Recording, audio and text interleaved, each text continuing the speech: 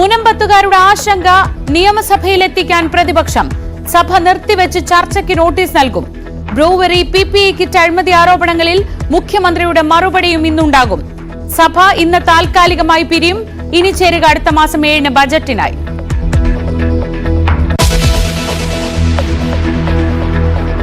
Munambam judicial കമ്മീഷന്റെ hearing ഇന്ന് തീരും.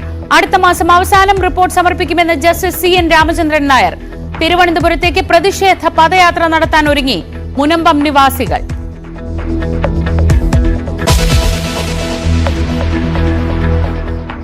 വയനാട് DCC ട്രഷറർ NM വിജയന്റെ ആത്മഹത്യയിൽ IC ബാലകൃഷ്ണൻ MLA ഇന്ന് ചോദ്യം ചെയ്യും.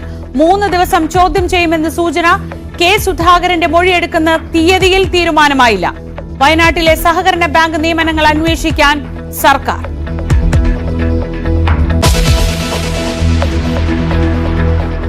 കഠിനംകുളത്തെ യുവതിയെ കഴുത്തറുത്ത് കൊന്നയാളെ കണ്ടെത്താൻ കഴിയാതെ പോലീസ്. സംശയത്തിലുള്ള ഇൻസ്റ്റഗ്രാം സുഹൃത്ത് 2 ദിവസം മുൻപ് കഠിനംകുളത്തെത്തിയതിന് സ്ഥിരീകരണം.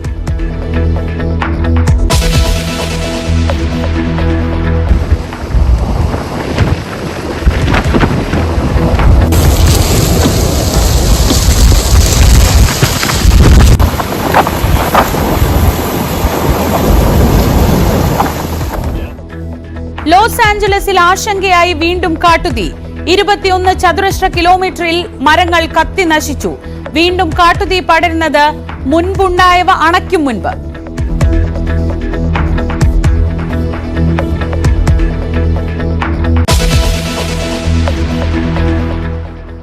അതിരപ്പിള്ളിയിൽ മസ്തകത്തിൽ മുറിവേറ്റ കാട്ടാനയെ മയക്കുവെടിവെക്കാനുള്ള ശ്രമം ഇന്നും തുടരും.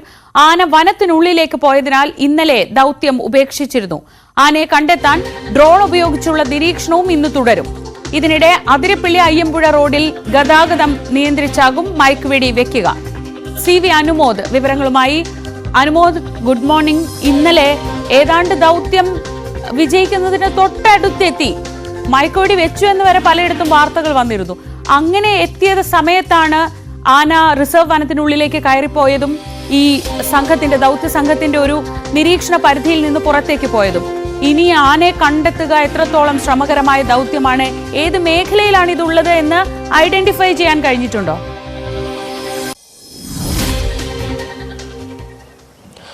Good morning Sreeja. ഇന്നലെ രാവിലെ മുതൽ ഉച്ചവരേക്കും ദൗത്യം ഏതാണ്ട് വിജയകരമായ സാഹചര്യം തന്നെയായിരുന്നു. ഞാനിപ്പോൾ നിൽക്കുന്ന ഈ ചാലക്കുടി പുഴയുടെ മറുവശത്തുള്ള ആ തുരുത്തിലായിരുന്നു ആന ഉണ്ടായിരുന്നത്. നമ്മൾ ഇന്നലെ രാവിലെ ദൃശ്യങ്ങളെല്ലാം നൽകിയിരുന്നത് ആ മറുവശത്ത് നിൽക്കുന്ന തുരുത്തിൽ നിൽക്കുന്ന ആനയുടേതായിരുന്നു. എന്നാൽ അവിടെ നിന്ന് ആനയെ മയക്കുവെടി വയ്ക്കാൻ കുറേ കൂടി അനുയോജ്യമായ റബ്ബർ പ്ലാന്റേഷൻ മേഖലകളിലേക്ക് എത്തിക്കാനുള്ള ശ്രമമായിരുന്നു വനംവകുപ്പിൻ്റെ ഭാഗത്തുണ്ടായിരുന്നത്. പടക്കം പൊട്ടിച്ചും റബ്ബർ ബുള്ളറ്റ് ഉതിർത്തുമൊക്കെ അതിൻ്റെ പരിശ്രമങ്ങൾ നടന്നിരുന്നു. എന്നാൽ ആ റബ്ബർ എസ്റ്റേറ്റ് ഭാഗത്തു നിന്ന് മുകളിലേക്ക് ഉൾവനത്തിലേക്ക് ആന കയറി പോകുന്ന ഒരു സാഹചര്യമായിരുന്നു പിന്നീട് കണ്ടത്. ഉച്ചയ്ക്ക് ശേഷം ആന ഉൾവനത്തിനാണുള്ളത്. അതിനെ പിന്നീട് കണ്ടെത്താൻ കഴിഞ്ഞില്ല. ഇന്നലെ വൈകുന്നേരം ഡ്രോൺ ഉപയോഗിച്ച് പരിശോധിച്ചു. ഇന്ന് ഈ സമയം വരേക്കും വാച്ചർമാരും അതുപോലെ വനംവകുപ്പ് ഉദ്യോഗസ്ഥർ ഈ മേഖലയെക്കുറിച്ച് അറിയുന്നവരൊക്കെ നിശ്ചയിച്ച മേഖലകൾ കേന്ദ്രീകരിച്ച് 4 സംഘമായിട്ടാണ് ഈ പരിശോധന നടക്കുന്നത്. ഓരോ മേഖലകൾ കേന്ദ്രീകരിച്ച് തെരച്ചിൽ നടത്തിക്കൊണ്ടിരിക്കുകയാണ്. ഈ സമയം വരേക്കും ഈ ആനയെ കണ്ടെത്താനായിട്ടില്ല എന്നാണ് വനംവകുപ്പിൽ നിന്ന് നമുക്ക് അറിയാൻ കഴിയുന്ന വിവരം. രാവിലെ 6 മണിക്ക് മുമ്പ് തന്നെ ഡോക്ടർ അരുൺ ചക്ര നേതൃത്വ സംഘം ഈ ഒരു മേഖലയിൽ മിഷൻ ദൗത്യം ആരംഭിച്ചിരുന്നു. ഇന്നലത്തെ ഒരു വീഴ്ച വന്നത് ഈ ആളുകളുടെ സാന്നിധ്യം കൂടുതലായുണ്ടായത് ഈ ഒരു മിഷന് തടസ്സമാവുന്ന സാഹചര്യം തീർത്തു എന്നൊരു വിലയിരുത്തലാണ് വനംവകുപ്പിനുള്ളത്. അതായത് ഈ റബ്ബർ പ്ലാന്റേഷൻ മേഖലയിലേക്ക് ആന ഓടിയെത്തി അവിടെ ആളുകൾ കുറച്ചധികമുള്ളത് അപകട സാധ്യത ഉണ്ടാക്കുന്നൊരു സാഹചര്യമായിരുന്നു. അതിനെ തുടർന്ന് ഈ ആന മനുഷ്യരുടെ ഗന്ധം തിരിച്ചറിഞ്ഞ് ഉൾക്കാട്ടിലേക്ക് പോവുകയായിരുന്നു എന്നാണ് വനംവകുപ്പിന്. അതുകൊണ്ട് തന്നെയാണ് ആ ഒരു മിഷൻ നടക്കുന്ന സമയത്ത് പ്രത്യേകിച്ച് പ്ലാന്റേഷൻ ആ റോഡിലൂടെ കടുത്ത നിയന്ത്രണം ഏർപ്പെടുത്താനുള്ള തീരുമാനം വനംവകുപ്പിൻ്റെ ഭാഗത്തു നിന്നും ഉണ്ടായിട്ടുള്ളത്. മാധ്യമങ്ങൾക്കും ഇന്ന് ആ ഒരു മേഖലയിലേക്ക് പ്രവേശനമില്ല. അവിടെ ഈ മിഷനുമായി ബന്ധപ്പെട്ട ഈ ദൗത്യവുമായി ബന്ധപ്പെട്ട വനംവകുപ്പിലെ ഉദ്യോഗസ്ഥരും നിശ്ചയിക്കുന്ന ആളുകൾ മാത്രമേ ഉണ്ടാവുകയുള്ളൂ. അതുവഴി കടന്നു പോകാനുള്ള പാസ്സുള്ളവർക്ക് വാഹനം നിർത്താതെ കടന്നു പോകാനുള്ള നിർദ്ദേശവുമാണ് നൽകിയിട്ടുള്ളത്. ഈ ഒരു മിഷൻ്റെ പ്രാധാന്യം ഈ സാധാരണഗതിയിൽ ഉച്ചയ്ക്ക് ശേഷം ആനകൾ കാട്ടിനുള്ളിൽ നിന്ന് പുറത്തിറങ്ങുന്ന സാധ്യത കുറവാണ്. രാവിലെയാണ് അവർ ഈ ഒരു മേഖലയിലൊക്കെ വെള്ളം കുടിക്കാനൊക്കെ എത്തുന്നത്. ഈ ആനകൾക്ക് ഇവിടെ മാത്രമാണ് ഈ ഏറ്റവും പ്രധാനപ്പെട്ട ഇടം, ഈ വെള്ളം കുടിക്കാനായിട്ട് ഏറ്റവും അധികം ആളുകൾ എത്തുന്ന ഇടമാണ് ഈ ചാലക്കുടി പുഴയിലെ നമ്മൾ നിൽക്കുന്ന ഈ ഏരിയ. അപ്പോൾ എന്താണെങ്കിലും ആന രാവിലെ ഈ ഒരു പ്രദേശത്തേക്ക് എത്തും എന്ന കണക്കൂട്ടൽ തന്നെയാണ് വനം വകുപ്പിനുള്ളത്. അത് മുന്നിൽ കണ്ടുകൊണ്ടുള്ള ഒരുക്കങ്ങളാണ് ഇപ്പോൾ വനം വകുപ്പിൻ്റെ ഭാഗത്തു നിന്നും പുരോഗമിച്ചിട്ടുള്ളത്. എന്നാൽ ആനയെ ഇതുവരെ ഈ സമയം വരേക്കും കണ്ടെത്താനായിട്ടില്ല എന്നുള്ള വിവരമാണ് നമുക്ക് വനംവകുപ്പിൻ്റെ ഭാഗത്തു നിന്നും ലഭിച്ചിട്ടുള്ളത്. ആനയുടെ പരിക്കിനെ കുറിച്ച് കുറേ കൂടി വ്യക്തമായ ധാരണ ഇന്നലത്തെ നിരീക്ഷണത്തിൽ അവർക്ക് ലഭിച്ചിട്ടുണ്ട്. അതുകൊണ്ട് തന്നെ ആനയെ മയക്കുവെടി വെച്ചാൽ 4 മണിക്കൂർ കൊണ്ട് അതിൻ്റെ ചികിത്സ പൂർത്തിയാക്കാൻ കഴിയുമെന്നൊരു കണക്കുകൂട്ടലും ഉണ്ട്. എന്നാണെങ്കിലും ആനയെ കണ്ടെത്തുകയാണ് ഏറ്റവും പ്രധാനപ്പെട്ട ഒരു കാര്യം. ഇന്നലെ പകൽ സമയത്ത് ഈ തുരുത്തിൽ നിന്നും ഉൾവനത്തിലേക്ക് പോയ ആന ഇതുവരേക്ക് വനം വകുപ്പിൻ്റെ നിരീക്ഷണത്തിലേക്ക് തിരിച്ചെത്തിയിട്ടില്ല എന്നുള്ളതാണ് ഈ ഘട്ടത്തിൽ നമുക്ക് പങ്കുവെക്കാനുള്ളത്. ആണെങ്കിലും വനം വകുപ്പിൻ്റെ മിഷൻ ആനയെ മയക്കുവെടി വെച്ച് ചികിത്സ നൽകാനുള്ള മിഷൻ ഇതിനോടകം തന്നെ തുടങ്ങിക്കഴിഞ്ഞിട്ടുണ്ട്. ഇന്ന് പൂർത്തീകരിക്കാനാകുമെന്നൊരു പ്രതീക്ഷയാണ് വനംവകുപ്പ് പങ്കുവച്ചിരുന്നത്. പക്ഷേ ആനയെ കണ്ടെത്തുകയാണ് പ്രധാനം. അതിൻ്റെ തീവ്ര പരിശ്രമമാണിപ്പോൾ ആ മേഖലയിൽ പുരോഗമിക്കുന്നത്. അനുമതി, ഇതിൻ്റെ ഈ ആനയുടെ ആരോഗ്യസ്ഥിതി സംബന്ധിച്ചും വലിയ ആശങ്കകൾ ഉണ്ടായിരുന്നു. കാരണം ബാക്കി സമയത്ത് അതിനെ അങ്ങനെ കാണാൻ കഴിയുമായിരുന്നില്ല. ആ പുഴയിൽ നിന്നുള്ള ദൃശ്യങ്ങളിൽ മസ്തകം ഇളകുമ്പോൾ പഴുപ്പ് പുറത്തേക്ക് വരുന്ന ദൃശ്യങ്ങളൊക്കെ നമ്മൾ കണ്ടിട്ടുണ്ട്. അപ്പോൾ എത്രയും പെട്ടെന്ന് ചികിത്സ കൊടുക്കുക എന്നതും വളരെ പ്രധാനമാണ്. അതെത്രത്തോളം ഈ ദൗത്യത്തിൻ്റെ പ്രാധാന്യം കൂട്ടുന്നുണ്ട്? ശ്രീജ, അതാണ് ഏറ്റവും പ്രധാനപ്പെട്ട ഒരു കാര്യം. ഈ ആനയുടെ ആരോഗ്യസ്ഥിതി, ആനയുടെ മസ്തകത്തിലെ മുറിവിൽ നിന്നും പഴുപ്പ് വരുന്നൊരു സാഹചര്യമുണ്ട്. ആനയുടെ ശരീരത്തെ ആരോഗ്യസ്ഥിതിയെ അത് ബാധിച്ചു തുടങ്ങുന്നുണ്ട്. ആനയുടെ പിൻകാലുകൾക്കൊക്കെ അതിൻ്റെ ക്ഷീണം വന്നിട്ടുണ്ട് എന്നാണ് വനംവകുപ്പിലെ ഉദ്യോഗസ്ഥർ ആനയെ ഇന്നലെ തൊട്ടടുത്ത് കണ്ട അതിൻ്റെ ആ ദൗത്യത്തിൽ പങ്കെടുത്ത ഉദ്യോഗസ്ഥരൊക്കെ പങ്കുവയ്ക്കുന്ന ഒരു വിവരം. അതായത് ഈ ഒരു മുറിവ് ആനയുടെ ആരോഗ്യത്തെ ക്രമേണ ബാധിച്ചു തുടങ്ങുന്ന ഒരു സാഹചര്യം ഉണ്ടായിട്ടുണ്ട് എന്നുള്ളതാണ്. പഴുപ്പ് പുറത്തേക്ക് വരികയാണെങ്കിൽ ഉള്ളിൽ എത്രമാത്രം പഴുപ്പുണ്ട് എന്നുള്ളത് കൂടി വലിയ ആശങ്ക നൽകുന്ന ഒരു കാര്യമാണ്. മാത്രമല്ല ഇതിന് ഈ ഒരു മേഖല വിട്ട് ഉൾക്കാട്ടിലേക്ക് പോയി കഴിഞ്ഞാൽ ഒരുപക്ഷെ ഭക്ഷണവും വെള്ളവും ഇതുപോലെ സുലഭമാകുന്ന ഒരു സാഹചര്യവും ആയിരിക്കില്ല. അതുകൊണ്ട് തന്നെയാണ് ആനയെ കണ്ടെത്തിയിട്ട് ചികിത്സ നൽകിയില്ലെങ്കിൽ അതിൻ്റെ ജീവൻ അപകടത്തിലാവുന്ന ഒരു സാധ്യത ഉണ്ട് എന്ന നിഗമനത്തിൽ വനം വകുപ്പ് ഇപ്പോൾ ഈ ഒരു മിഷനുമായിട്ട് വന്നിരിക്കുന്നത്. എന്താണെങ്കിലും മുറിവ് ആഴമുള്ളതാണ്, പഴുപ്പ് കൂടുതലുണ്ട് എന്നുള്ളത് തന്നെ അതിൻ്റെ ഒരു ഗൗരവം വ്യക്തമാക്കുന്നതാണ്. ഈ ഒരു ഘട്ടത്തിൽ ആനയ്ക്ക് ചികിത്സ നൽകാൻ സാധിച്ചില്ലെങ്കിൽ അതിൻ്റെ ആരോഗ്യം കൂടുതൽ മോശമാവുകയും ഒരുപക്ഷെ ജീവൻ തന്നെ അപകടത്തിലാവുന്ന അവസ്ഥയിലേക്ക് എത്തുകയും ചെയ്യും. അതുകൊണ്ട് തന്നെ ഏത് വിധേനയും അതിനെ കണ്ടെത്തി മയക്കുവെടി വെച്ച് ചികിത്സ നൽകാനുള്ള എല്ലാവിധ പരിശ്രമവും ഉണ്ടാകുമെന്നാണ് വനംവകുപ്പ് വ്യക്തമാക്കിയിട്ടുള്ളത്. ആ മിഷൻ 2ാം ദിവസം അതുകൊണ്ട് തന്നെ വിജയകരമായി പൂർത്തീകരിക്കാനാകുമെന്നൊരു ശുഭാപ്തി വിശ്വാസമാണ് പങ്കുവയ്ക്കുന്നത്. അതിന് പ്രധാനപ്പെട്ട ഒരു കാരണം ആനയുടെ സ്വഭാവം മനസ്സിലാക്കിയിട്ടുണ്ട്. ആനയുടെ പരിക്കിൻ്റെ ഒരു രീതി എത്രമാത്രം ഉണ്ടെന്ന് മനസ്സിലാക്കിയിട്ടുണ്ട്. ഇന്നലെ ഈ ഒരു മിഷന് തടസ്സമായിരുന്ന ആൾക്കൂട്ടം സാന്നിധ്യം അത് പൂർണ്ണമായിട്ട് ഒഴിവാക്കിയിട്ടുണ്ട്. ഡ്രോൺ ഉപയോഗിച്ചുള്ള മറ്റ് സംവിധാനങ്ങൾ ഉപയോഗിച്ചുള്ള തെരച്ചിൽ ഇന്ന് രാവിലെ മുതൽ തന്നെ തുടങ്ങിയിട്ടുണ്ട്. അതുകൊണ്ട് തന്നെ ഇന്ന് ഈ ഒരു മിഷൻ പൂർത്തീകരിക്കാനാകുമെന്ന പ്രതീക്ഷ തന്നെയാണ് വനം വകുപ്പ് പങ്കുവയ്ക്കുന്നത്. ശരി, അനുമോദാണ് ആതിരപ്പള്ളിയിൽ നിന്ന് വിവരങ്ങൾ നൽകിയത്. മസ്തകത്തിൽ പരിക്കേറ്റ കാട്ടാനയ്ക്ക് ചികിത്സ നൽകാൻ വേണ്ടി ഉള്ള ശ്രമങ്ങളാണ് ഇപ്പോൾ പുരോഗമിക്കുന്നത്. ഡോക്ടർ അരുൺ സക്കറയുടെ നേതൃത്വത്തിലുള്ള ദൗത്യസംഘം ഇപ്പോൾ ഏറ്റവും ആദ്യം ശ്രമിക്കുന്നത് ഈ ആനയെ എവിടെയാണ് ഉള്ളത് എന്ന് കണ്ടെത്താനാണ്. അതിനുശേഷമായിരിക്കും മറ്റ് കാര്യങ്ങളിലേക്ക് കടക്കുക. അനുമോദാണ് വിവരങ്ങൾ നൽകിയത് അതിരപ്പള്ളിയിൽ നിന്ന്. അനുമോദ് അതിരപ്പള്ളിയിലേക്ക് പോയ സമയത്ത് അനുമോദിൻ്റെ മലപ്പുറത്ത് ഒരാന കിണറ്റിൽ വീണു എന്നൊരു വാർത്ത കൂടി വരികയാണ്. മലപ്പുറം ഊർങ്ങാട്ടേരിയിൽ നിന്നാണ് അങ്ങനെ ഒരു വാർത്ത വരുന്നത്. അതും ആശങ്കയുണ്ടാക്കുന്നതാണ്. കാരണം ഒരു ജനവാസ മേഖലയിൽ കൂരങ്കല്ല് സണ്ണി എന്നയാളുടെ കൃഷിയിടത്തിലെ കിണറ്റിലാണ് കാട്ടാന വീണത്. വനംവകുപ്പും പോലീസും ഇപ്പോൾ രക്ഷാപ്രവർത്തനം നടത്തുന്നു എന്ന വിവരങ്ങളാണ് വരുന്നത്. അനീഷ് കുമാർ വിവരങ്ങളുമായി. അനീഷ്, ഒരു സൈഡിൽ നമ്മളൊരു കാട്ടാനയെ കണ്ടെത്താനുള്ള വലിയ ദൗത്യം, ആ കാട്ടാനയെ കണ്ടെത്തി അതിന് ചികിത്സ നടത്താനുള്ള ദൗത്യമാണ് ഒരു സൈഡിൽ വളരെ ഊർജിതമായി നടക്കുന്നത്. അപ്പോഴാണ് ഇവിടെ മലപ്പുറത്ത് ഒരു കാട്ടാന ജനവാസ മേഖലയിലെ കിണറ്റിൽ വന്ന് കുടുങ്ങിക്കിടക്കുന്നത്. ഈ ആനയെ രക്ഷപ്പെടുത്താനുള്ള ശ്രമങ്ങൾ ഇപ്പോൾ നേരം വെളുത്തു തുടങ്ങി.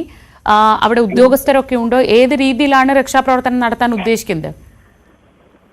ശ്രീജ, ഇന്നലെ അർദ്ധരാത്രിയോടുകൂടിയാണ് ആന ഈ ജനവാസ മേഖലയിലെ കിണറ്റിൽ വീണിരിക്കുന്നത്. ആൾമറയില്ലാത്ത കൃഷി ആവശ്യങ്ങൾക്കായി ഉപയോഗിക്കുന്ന ഒരു കിണറാണ്. നമുക്ക് മുകളിൽ നിന്ന് നോക്കിയാൽ താഴേക്ക് ആനയെ കാണാൻ പറ്റുന്ന രീതിയിലാണ് ആന കിടക്കുകയും ചെയ്യുന്നത്. കിണറ്റിനുള്ളിൽ കാര്യമായ വെള്ളമില്ലാത്ത ഒരു സാഹചര്യമുണ്ട്. വേനലായതുകൊണ്ട് ഏതാണ്ട് കിണർ വറ്റി തുടങ്ങുന്ന ഒരു സാഹചര്യമാണ് ഉള്ളത്. അതുകൊണ്ട് ആനയെ പുറത്തെത്തിക്കാനുള്ള ശ്രമങ്ങൾ JCB ഉപയോഗിച്ചുള്ള ശ്രമങ്ങളാവും ഉണ്ടാവുക എന്ന് തന്നെയാണ് വനംവകുപ്പ് ഉദ്യോഗസ്ഥർ പറയുന്നത്. കൃഷിയിടമാണ്. ഈ കിണറിന്റെ ഒരു ഭാഗം JCB ഉപയോഗിച്ച് നിരപ്പാക്കിയാൽ അതിലെ ആനയ്ക്ക് സുഗമമായി പുറത്തേക്ക് നടന്നു തന്നെ കയറാൻ പറ്റുന്ന ഒരു സാഹചര്യം ഉണ്ടാവും. എന്തായാലും ആ ഒരു മാർഗം തന്നെയാണ് ഏറ്റവും കൃത്യമായി ഇവിടെ ചെയ്യാൻ കഴിയുക. പക്ഷേ നാട്ടുകാരുടെ ഭാഗത്തു നിന്നും നേരിയ ഒരു എതിർപ്പ്, പ്രതിഷേധമൊക്കെ ഉയർത്തുന്നുണ്ട്. കാരണം ഈ ആനയെ പിടികൂടി അല്ലെങ്കിൽ ആനയെ സുഗമമായി കാട്ടിലേക്ക് നടന്നു കയറാൻ അനുവദിച്ചാൽ വീണ്ടും ഈ ജനവാസ കേന്ദ്രത്തിലേക്ക് ഈ ആന കടന്നു വരും എന്നൊരു ആശങ്കയാണ് അവർ പങ്കുവെക്കുന്നത്. കാരണം കഴിഞ്ഞ ഏതാനും മാസങ്ങളായി 5 മാസത്തിലധികമായി വലിയ വന്യമൃഗ ശല്യം, പ്രത്യേകിച്ചും കാട്ടാനകളുടെ ശല്യം നാട്ടുകാർ അനുഭവിക്കുന്ന ഒരു മേഖലയാണ്. അതുകൊണ്ട് ഈ ആനയെ വീണ്ടും കാട്ടിലേക്ക് തന്നെ വിട്ടാൽ അവ വീണ്ടും ഈ സ്ഥലത്തേക്ക് ജനവാസ കേന്ദ്രങ്ങളിലേക്ക് തന്നെ തിരിച്ചു വരും. പ്രത്യേകിച്ചും ഈ ആനകൾ കൂട്ടമായി ഒരു ജനവാസ മേഖലയിൽ എത്തിയാൽ പിന്നീട് തുടർച്ചയായി ആ സ്ഥലത്തേക്ക് തന്നെ എത്തുന്ന ഒരു സാഹചര്യമാണ് സംസ്ഥാനത്തിന്റെ പലയിടങ്ങളിലും ദൃശ്യമാവുന്നത്. ഒപ്പം ഈ വേനൽക്കാലമായതുകൊണ്ട് കാട്ടിലെ വിഭവങ്ങൾ കുറയുന്നു, കാട്ടിലെ ജലസ്രോതസ്സുകൾ വറ്റി വരളുന്ന ഒരു സാഹചര്യം. അതുകൊണ്ട് നാട്ടിലിറങ്ങിയാൽ സുഗമമായി വെള്ളവും മറ്റും കിട്ടുമെന്ന ഒരു സാഹചര്യം മനസ്സിലാക്കുമ്പോൾ ആ ആനകൾ വീണ്ടും ഇവിടേക്ക് വരും. അതുകൊണ്ട് ഈ ആനയെ പിടികൂടി കാട്ടിനുള്ളിലേക്ക് ഈ തിരിച്ചു വരാൻ പറ്റാത്ത ഇടമുള്ള മറ്റു മേഖലയിലേക്ക് അയക്കണമെന്ന ആവശ്യമാണ് അവർ മുന്നോട്ട് വയ്ക്കുന്നത്. എന്തായാലും വനംവകുപ്പ് മറ്റുമൊക്കെ ഇതിനോട് അത്ര അനുകൂലമായി ഈ ഘട്ടത്തിൽ സമീപനം സ്വീകരിച്ചിട്ടില്ല. കാരണം ഇത് വലിയ നാശനഷ്ടം വരുത്തുകയോ അല്ലെങ്കിൽ ജനവാസ കേന്ദ്രത്തിലിറങ്ങി ആളുകളുടെ ജീവന് അപകടം സൃഷ്ടിക്കുകയോ ചെയ്യുന്ന തരത്തിലുള്ള കാര്യങ്ങളൊന്നും ആനയുടെ ഭാഗത്തുനിന്നും ഉണ്ടായിട്ടില്ല. ഏലകൃഷിയൊക്കെ വ്യാപകമായി ഉള്ള സ്ഥലമാണ്. അവിടെ ഏലകൃഷിയും മറ്റും നശിച്ചതായി പലതവണ നാട്ടുകാർ വനംവകുപ്പിന് പരാതി നൽകുകയും ചെയ്തു. ഇന്നലെയും ഉണ്ടായത്, അതായത് ഈ ആന വീണ സമയത്ത് ഉണ്ടായതും സമാനമായ ഒരു സാഹചര്യം തന്നെയാണ്. ജനവാസ കേന്ദ്രങ്ങളിലേക്ക് ആന എത്തി ഈ കുഴപ്പങ്ങൾ സൃഷ്ടിക്കുന്നു അല്ലെങ്കിൽ അങ്ങനെ ഒരു ഭീഷണിയുണ്ട് എന്ന് ചൂണ്ടിക്കാട്ടി വനംവകുപ്പ് ഉദ്യോഗസ്ഥരെ നാട്ടുകാർ വിളിച്ചു വരുത്തുകയായിരുന്നു. അത്തരത്തിൽ വനംവകുപ്പ് ഉദ്യോഗസ്ഥർ സ്ഥലത്തേക്ക് എത്തുന്ന സമയത്താണ് ആനകൾ ഇവിടെ നിന്നും പുറത്തേക്ക് പോകാനുള്ള അല്ലെങ്കിൽ കാട്ടിലേക്ക് മടങ്ങാനുള്ള ഒരു യാത്രക്കിടെ ഈ കിണറ്റിൽ വീഴുകയും ചെയ്തു. എന്തായാലും കഴിഞ്ഞ കുറെ ദിവസങ്ങളായി ജനവാസ മേഖലകളിൽ ആനയുടെ സാന്നിധ്യം ഉണ്ടായിരുന്നു.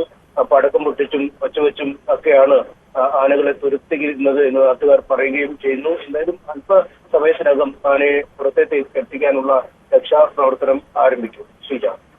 MS അനീഷ് കുമാറാണ് മലപ്പുറത്ത് നിന്ന് വിവരങ്ങൾ നൽകിയത്. മലപ്പുറം ഊർങ്ങാട്ടേരിയിലെ ജനവാസ മേഖലയിൽ ഒരു കൃഷിയിടത്തിലെ കിണറ്റിലാണ് ഇന്നലെ അർദ്ധരാത്രിയോടെ കാട്ടാന വീണത്.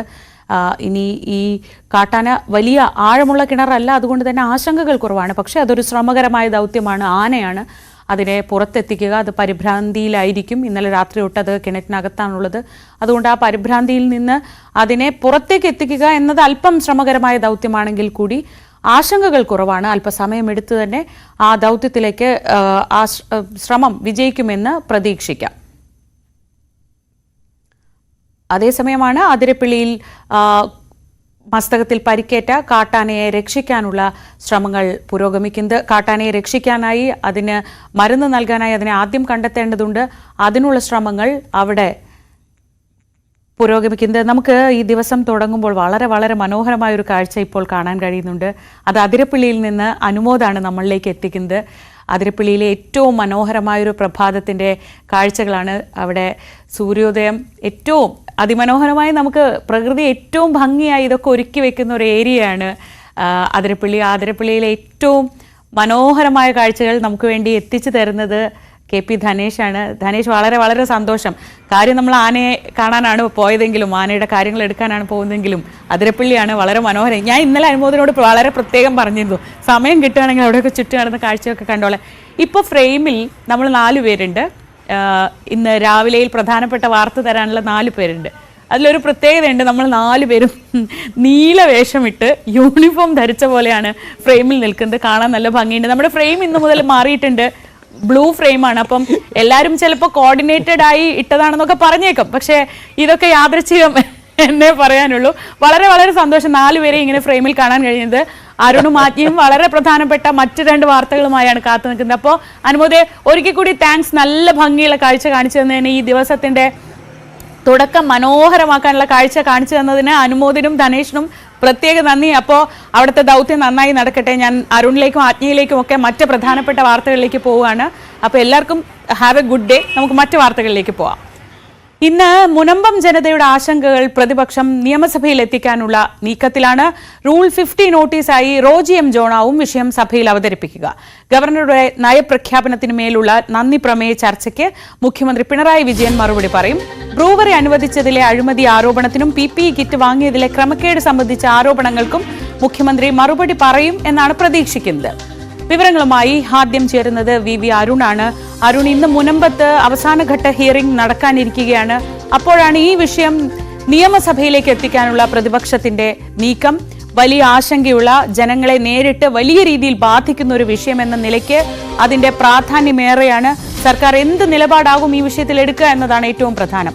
ഒട്ടേറെ വിഷയങ്ങൾ സർക്കാരിനെ പ്രതിരോധത്തിലാക്കാൻ ഇങ്ങനെ നിരനിരയായി നിൽക്കുന്നതിനിടയിലാണ് മുനമ്പം വിഷയം കൂടി എത്തുന്നത്. എന്താണ് വിശദാംശങ്ങൾ? മുനമ്പം വിഷയം പ്രതിപക്ഷം റൂൾ 50 നോട്ടീസായി നൽകും. സർക്കാർ ഒരുപക്ഷെ ചർച്ച ചെയ്യാൻ തയ്യാറാക്കും. കാരണം സർക്കാരിനും അക്കാര്യത്തിൽ പറയാൻ ഉണ്ട് എന്ന് വേണം കരുതാൻ. നേരത്തെ മുഖ്യമന്ത്രി ഉൾപ്പെടെയുള്ളവർ മുൻപത്ത് നിന്ന് ഒരാളെ പോലും കുടിയൊഴിപ്പിക്കില്ല എന്ന ഉറപ്പ് ആ നാട്ടിലെ ജനങ്ങൾക്ക് നൽകിയിരുന്നു. സഭാ നേതൃത്വം മുഖ്യമന്ത്രിയെ കണ്ടപ്പോഴും ആ ഉറപ്പാണ് അദ്ദേഹം നൽകിയത്. ഏതായാലും മുനമ്പം പ്രശ്നപരിഹാരത്തിലുള്ള ശ്രമങ്ങൾ സജീവമായി തന്നെ പുരോഗമിക്കുന്നു. ഹിയറിംഗ് ഉൾപ്പെടെയുള്ള കാര്യങ്ങൾ അതിന് നിർണായകമായ ഒരു ഘട്ടവുമാണ്. ഏതായാലും പ്രതിപക്ഷ വിഷയം ഇന്ന് ഉന്നയിക്കും. അത് എങ്ങനെയാണ് സർക്കാർ മറുപടി പറയുന്നത്? അത് ഒരു അടിയന്തര പ്രാധാന്യമുള്ള വിഷയമായി തന്നെ സർക്കാർ കണ്ടാൽ ഒരുപക്ഷെ ആ വിഷയത്തിൽ നിന്നൊരു ചർച്ചയ്ക്ക് സർക്കാർ തയ്യാറായിരിക്കും. നമുക്കറിയാം, ഈ രണ്ടാം പിണറായി സർക്കാരിന്റെ സഭയിലെ ഒരു തന്ത്രം നോക്കിയാൽ പലപ്പോഴും പ്രതിപക്ഷം സർക്കാർ ചർച്ച ചെയ്യില്ല എന്ന് വിചാരിക്കുന്ന വിഷയങ്ങൾ പോലും റൂൾ 50 പ്രകാരം പ്രത്യേക ചർച്ചയ്ക്കെടുക്കാൻ സർക്കാർ തയ്യാറായിട്ടുണ്ട്. അതിന്റെ ഒരു പ്രതിഫലനം ഇന്നും ഉണ്ടായാൽ, ആ ഒരു സമീപനം ഇന്നും ഉണ്ടായാൽ പക്ഷേ ഈ വിഷയവും സർക്കാർ ചർച്ചയ്ക്കെടുത്തേക്കും. പക്ഷേ സഭയിൽ നിന്ന് ഏറ്റവും അധികം ചർച്ച ചെയ്യപ്പെടാൻ പോകുന്നത്, അല്ലെങ്കിൽ സഭയിൽ നമ്മൾ ഏറ്റവും ശ്രദ്ധയോടുകൂടി കാത്തിരിക്കുന്നത് മുഖ്യമന്ത്രി പിണറായി വിജയന്റെ മറുപടി പ്രസംഗമാണ്. ഗവർണർ രാജേന്ദ്ര അർലേക്കറുടെ കേരള നിയമസഭയിലെ ആദ്യ നയപ്രഖ്യാപനത്തിന് നന്ദി പ്രമേയം അവതരിപ്പിച്ചത് TP രാമകൃഷ്ണനാണ്. TP രാമകൃഷ്ണന്റെ നന്ദി പ്രമേയത്തെ തുടർന്നുള്ള ചർച്ചയാണ് 2 ദിവസമായി നടക്കുന്നത്. ഇന്നുകൂടി അത് നടക്കും. അതിനുശേഷം മുഖ്യമന്ത്രി പിണറായി വിജയൻ ആ ചർച്ചയ്ക്ക് മറുപടി പറയും. ആ മറുപടിയിൽ ഏറ്റവും പ്രധാനപ്പെട്ടത്, ഏറ്റവും അധികം ശ്രദ്ധയാകർഷിക്കാൻ പോകുന്നത് ബ്രൂവർ വിഷയത്തിൽ മുഖ്യമന്ത്രിയുടെ നിലപാട് പ്രഖ്യാപനമാകും. ബ്രൂവറി വലിയ അഴിമതിയാണെന്ന് രമേശ് ചെന്നിത്തല നൽകിയ ആരോപണത്തിലൂടെ നിയമസഭയിൽ ഉന്നയിച്ചിരുന്നു. എങ്ങനെയാകും മുഖ്യമന്ത്രി അതിന് മറുപടി പറയാൻ പോകുന്നത്? ഒന്ന്, അഴിമതി ഉണ്ടെന്ന് ആരോപിക്കുന്നു. മറ്റൊന്ന്, ആദ്യമൊക്കെ അത് എക്സൈസ് മന്ത്രിക്കെതിരായ ഒരു ആരോപണമായിരുന്നുവെങ്കിൽ ഇന്നലെ സഭയിൽ പ്രതിപക്ഷത അവതരിപ്പിക്കുമ്പോൾ മുഖ്യമന്ത്രിയിലേക്കായിരുന്നു ആരോപണങ്ങളുടെ മുന കേന്ദ്രീകരിച്ചത്. മുഖ്യമന്ത്രിക്ക് വേണ്ടപ്പെട്ടവർക്ക്, മുഖ്യമന്ത്രിക്ക് ഇഷ്ടക്കാർക്ക് വേണ്ടിയാണ് ഇത് കൊണ്ടുവന്നത്. മറ്റൊരു ആരോപണം കൂടി അദ്ദേഹം ഉന്നയിച്ചത് തെലങ്കാനയുടെ മുൻ മുഖ്യമന്ത്രി KC ചന്ദ്രശേഖർ റാവുവുമായി ബന്ധിപ്പിച്ചൊരു ആരോപണം കൂടി ചെന്നിത്തല ഉന്നയിച്ചിട്ടുണ്ട്. കാരണം ചന്ദ്രശേഖർ റാവുവും പിണറായി വിജയനുമായി വളരെ അടുത്ത ബന്ധമാണ്. അവരുടെ ഒരു ഡീലാണ് ഇതെന്നൊരു ആരോപണം രമേശ് ചെന്നിത്തല ഉന്നയിച്ചു. അതുകൊണ്ട് തന്നെ മുഖ്യമന്ത്രിയുടെ മറുപടി ഇക്കാര്യത്തിൽ വളരെ പ്രധാനപ്പെട്ടതാണ്. PPE കിറ്റ് അഴിമതി സംബന്ധിച്ച CAG റിപ്പോർട്ട് കഴിഞ്ഞ ദിവസം സഭയിൽ വന്നു. പ്രതിപക്ഷം ഇന്നലെ അത് സഭയിൽ രമേശ് ചെന്നിത്തല അടക്കമുള്ള നേതാക്കൾ ഉന്നയിക്കുകയും ചെയ്തു. അതിലും സർക്കാരിന്റെ മറുപടി പ്രതീക്ഷിക്കുന്നുണ്ട്. മുഖ്യമന്ത്രി പിണറായി വിജയനും KK ശൈലജയ്ക്കും, മുൻ ആരോഗ്യമന്ത്രി KK ശൈലജയ്ക്കും തുല്യ പങ്കാണ് ഈ അഴിമതിയുടെ എന്ന ആരോപണമാണ് പ്രതിപക്ഷം ഇന്നലെ ഉന്നയിച്ചത്. അതിലും മുഖ്യമന്ത്രിയുടെ മറുപടി പ്രതീക്ഷിക്കുന്നു. ആദ്യം മുനമ്പമാകും, പിന്നീട് ഈ 2 വിഷയങ്ങളിലും സർക്കാരിന്റെ മറുപടി, മുഖ്യമന്ത്രി വളരെ നിർണായകമാണ്. ചർച്ചകളും വളരെ പ്രധാനപ്പെട്ടതാണ്. ഇന്ന് സഭ തൽക്കാലത്തേക്ക് പിരിഞ്ഞാൽ പിന്നീട് ഫെബ്രുവരി 7 മാത്രമാണ് സമ്മേളിക്കുക. അന്ന് ബജറ്റ് അവതരണമാണ്. ബജറ്റ് അവതരണത്തിലൂടെയാകും സഭയുടെ 2ാം ഘട്ടത്തിലേക്ക് പോകുന്നത്. ഇന്നും ഈ ബ്രൂവറി ആരോപണത്തിൽ മറുപടി പറയേണ്ട MP രാജേഷ് സഭയിലെത്തില്ലെന്ന സൂചനയാണ് നമുക്ക് ലഭിക്കുന്നത്. അദ്ദേഹം പാലക്കാട് തന്നെ തുടരുന്നു എന്നാണ് അറിയുന്നത്. അദ്ദേഹം ഒരുപക്ഷേ സഭയിലേക്ക് എത്താനുള്ള സാധ്യത തള്ളിക്കളയാനും ആകില്ല. ഏതായാലും എം പി രാജേഷ് വരുമോ എന്നറിയണം. മറ്റൊന്ന്, മുഖ്യമന്ത്രി പിണറായി വിജയന്റെ ഇന്നത്തെ മറുപടി എന്താണ് എന്നുള്ളതാണ് ഇന്ന് സഭയെ ഏറ്റവും അധികം വാർത്തയിൽ നിറയ്ക്കാൻ പോകുന്നത്. അരുൺ, ഈ കൂത്താട്ടുകുളം പ്രശ്നം അത് മറ്റൊരു ട്വിസ്റ്റ് എടുത്തിരിക്കുകയാണ്. ഇന്നലെ ഏരിയ കമ്മിറ്റി ഓഫീസിൽ നിന്നുള്ള ദൃശ്യങ്ങളൊക്കെ പുറത്തു വന്നിരുന്നു. സഭയെ വലിയ രീതിയിൽ പ്രതിപക്ഷം ചൂടുപിടിപ്പിച്ച, അല്ലെങ്കിൽ പ്രതിപക്ഷം സർക്കാരിനെ പ്രതിരോധത്തിൽ നിർത്തിയ ഒരു ദിവസം കഴിഞ്ഞു പോയിരുന്നു ഈ വിഷയത്തിൽ. അതിനുശേഷം വരുന്ന ഈ ദൃശ്യങ്ങൾ, അല്ലെങ്കിൽ അവർ കള്ളം പറയുകയാണോ എന്ന ചോദ്യം, ഇതൊക്കെ ഇന്ന് സഭയിൽ വരാനുള്ള ഒരു സാധ്യതയുണ്ടോ? തീർച്ചയായിട്ടും ഈ നന്ദിപ്രമേയ ചർച്ചയിൽ ഇരുപക്ഷങ്ങൾക്ക് സംസാരിക്കാൻ ഇന്നും അവസരമുണ്ട്. ആ ചർച്ചാവേളയിൽ ഒരുപക്ഷെ ഈ വിഷയം തന്നെ ഭരണപക്ഷം ഉയർത്തിക്കൊണ്ടുവരും. കൂത്താട്ടുകുളത്തേത് ഒരു നാടകമാണ് എന്ന ഒരു വിലയിരുത്തൽ ഇന്നലെ ദൃശ്യങ്ങളോടുകൂടി ഭരണപക്ഷം അത് സജീവമായി തന്നെ ഏറ്റെടുക്കാൻ തന്നെയാണ് സാധ്യത. പക്ഷേ പ്രതിപക്ഷം ഇപ്പോഴും വിട്ടുകൊടുക്കുന്നില്ല. മുഴുവൻ ദൃശ്യങ്ങളും, അവിടെ നടന്ന സംഭവങ്ങളുടെ മുഴുവൻ ദൃശ്യങ്ങളും പുറത്തുവിടണമെന്നാണ് പ്രതിപക്ഷത്തിന്റെ ആവശ്യം. ഷിയാസ്, DCC അധ്യക്ഷൻ ഷിയാസ് ഉൾപ്പെടെയുള്ളവർ, മാത്യു കുഞ്ഞാലിനെ പോലുള്ള നേതാക്കളൊക്കെ അത്തരം ആവശ്യവുമായി മുന്നോട്ട് വന്നു കഴിഞ്ഞു. കലാരാജുവും അവിടെ തന്നെ കത്തി കാണിച്ച് ഭീഷണിപ്പെടുത്തിയാണ് ഇങ്ങനെ സംസാരിപ്പിച്ചതെന്നൊരു പുതിയ ആരോപണവും. ശരി, അരുണാണ് വിവരങ്ങൾ നൽകിക്കൊണ്ടിരിക്കുന്നത്. ഇന്ന് ചർച്ചയ്ക്കിടയിൽ ഈ വിഷയവും ഉയർന്നു വരാൻ സാധ്യതയുണ്ട്. സ്വാഭാവികമായും ഭരണപക്ഷത്തിന് വീണ് കിട്ടിയ ഒരു ആയുധമാണ്. ഇത്രയേറെ വിഷയങ്ങൾ ഭരണപക്ഷത്തെ പ്രതിരോധത്തിലാക്കാൻ നിൽക്കുമ്പോൾ അവർക്ക് വീണ് കിട്ടുന്ന ഒരു വിഷയമാണ് ഇന്നലെ പുറത്തു വന്ന ദൃശ്യങ്ങൾ. അതുകൊണ്ട് തന്നെ അവരതിനെ ഉപയോഗിക്കുമെന്ന് ഉറപ്പാണ്. പക്ഷേ മുനമ്പം എന്ന പ്രധാനപ്പെട്ട വിഷയത്തിലേക്കാണ് ഇന്ന് വാസ്തവത്തിൽ നമ്മളൊക്കെ ഉറ്റുനോക്കുന്നത്. അതെങ്ങനെയായിരിക്കും സഭാതലത്തിൽ എത്തുക എന്നത്. ഇതിനിടെ ഈ പാലക്കാട് കഞ്ചിക്കോട്ടെ ബ്രൂവറി വിവാദത്തിൽ സുപ്രധാന രേഖകൾ ഇന്ന് പുറത്തുവിടും എന്ന പ്രഖ്യാപനവുമായി എത്തിയിരിക്കുകയാണ് PV അൻവർ. ബ്രൂവറിക്കായി ഒരു കമ്പനിക്ക് മാത്രം എങ്ങനെയാണ് അനുമതി നൽകുക എന്നും എല്ലാത്തിന്റെയും പിന്നിൽ അഴിമതിയാണെന്നും PV അൻവർ ആരോപിച്ചു. PK ജിഷാദ് മലപ്പുറത്ത് നിന്ന്. ജിഷാദ്, ഒരു ഇടവേളയ്ക്ക് ശേഷമാണ് PV അൻവർ നേരിട്ട് സർക്കാരിനെ ആക്രമിക്കാനുള്ള വിഷയങ്ങളുമായി വരുന്നത്. ഒരിടയ്ക്ക് ഇത് തന്നെയായിരുന്നു അദ്ദേഹം കുറേ വിഷയങ്ങളിൽ ആരോപണവുമായി രംഗത്തെത്തിയിരുന്നു. ഇപ്പോൾ ബ്രൂവറിയാണ് പുതിയ വിഷയം. ബ്രൂവറി കത്ത് നിൽക്കുന്ന ഒരു സമയത്ത് അൻവറിന്റെ ഈ വെളിപ്പെടുത്തലുകൾക്ക്, അല്ലെങ്കിൽ അൻവർ പുറത്തുവിടാൻ പോകുന്നു എന്ന് പറയുന്ന തെളിവുകൾക്ക് എത്രത്തോളം പ്രാധാന്യമുണ്ട്? ശ്രീജ, ഇന്ന് രാവിലെ 10 മണിക്കാണ് മഞ്ചേരിയിൽ വെച്ച് വാർത്താ സമ്മേളനം പറഞ്ഞിട്ടുള്ളത്. അതുപോലെ തന്നെ ഭൂമി വിവാദവുമായി ബന്ധപ്പെട്ട് വിജിലൻസ് അന്വേഷണം നടത്തുന്നതുമായി ബന്ധപ്പെട്ടും ആലുവയിലെ ഭൂമി സംബന്ധിച്ചും മാധ്യമങ്ങളെ കാണുന്നു പറയുന്നു. 10 മണിക്കാണ് മലപ്പുറം മഞ്ചേരിയിൽ വാർത്താ സമ്മേളനം പറഞ്ഞിട്ടുള്ളത്. ഇതിൽ കൂടുതൽ വിവരങ്ങളും പുറത്തുവിടുമെന്നാണ് മുൻ MLA PV അൻവർ നമ്മളെ അറിയിച്ചിട്ടുള്ളത്. ശ്രീജ, ജിഷാദാണ് വിവരങ്ങൾ നൽകിയത്. ഇന്നലെ വിജിലൻസ് കേസെടുത്തിരുന്നു PV അൻവറിനെതിരെ ഭൂമി ഇടപാടുമായി ബന്ധപ്പെട്ട്. ആ വിഷയത്തിലും അദ്ദേഹത്തിന് മറുപടി പറയാനുണ്ടാവും. പക്ഷേ പ്രധാനം കഞ്ചിക്കോട് ബ്രൂവറി വിവാദത്തിൽ വളരെ പ്രധാനപ്പെട്ട ചില രേഖകൾ കൈവശമുണ്ടെന്ന് പറയുന്നു PV അൻവർ. അഴിമതി നടന്നു എന്ന് തെളിയിക്കാൻ പാകത്തിലുള്ളതാണോ ആ തെളിവുകൾ, എന്താണ് ആ രേഖകൾ എന്നതാണ് ഇന്നത്തെ ദിവസം നമ്മൾ കാത്തിരിക്കുന്നത്. ഒരുപക്ഷെ നിയമസഭയിൽ ഇതുമായി ബന്ധപ്പെട്ട വിവാദങ്ങളൊക്കെ ചൂടുപിടിക്കുന്ന സമയത്ത് തന്നെയായിരിക്കും PV അൻവർ ഈ പറയുന്ന രേഖകൾ പുറത്തുവിടുന്നത്. നമുക്ക് മറ്റ് വാർത്തകളിലേക്ക് കൂടി പോകാം. ഇന്ന് മുനമ്പം സഭയിൽ വരാനിരിക്കെ മുനമ്പം ഭൂമി തർക്കം പരിഹരിക്കാൻ സർക്കാർ നിയോഗിച്ച ജുഡീഷ്യൽ കമ്മീഷന്റെ ഹിയറിംഗ് ഇന്ന് അവസാനിക്കുകയാണ്. രാവിലെ 10:30 കാക്കനാട് കളക്ടറേറ്റിലാണ് ഹിയറിംഗ് നടക്കുക. വിവരങ്ങളുമായി ആജ്ഞ രവീന്ദ്രൻ ചേരുന്നുണ്ട്. ആജ്ഞ, ഈ തിരുവനന്തപുരത്തേക്ക് അവരുടെ ആവശ്യങ്ങൾ അല്ലെങ്കിൽ അവകാശങ്ങളും ഒക്കെ ഉയർത്തിപ്പിടിച്ചുകൊണ്ട് ഒരു പദയാത്ര വരെ നടത്താൻ തീരുമാനിച്ചിരിക്കുകയാണ് മുനമ്പം നിവാസികൾ. ഇതിനിടയിലാണ് ഇന്ന് ഈ ഹിയറിംഗിന്റെ അവസാന ഘട്ടം നടക്കുന്നത്. ഇന്ന് ആരൊക്കെയാകും കമ്മീഷന് മുന്നിൽ ഹാജരാവുക?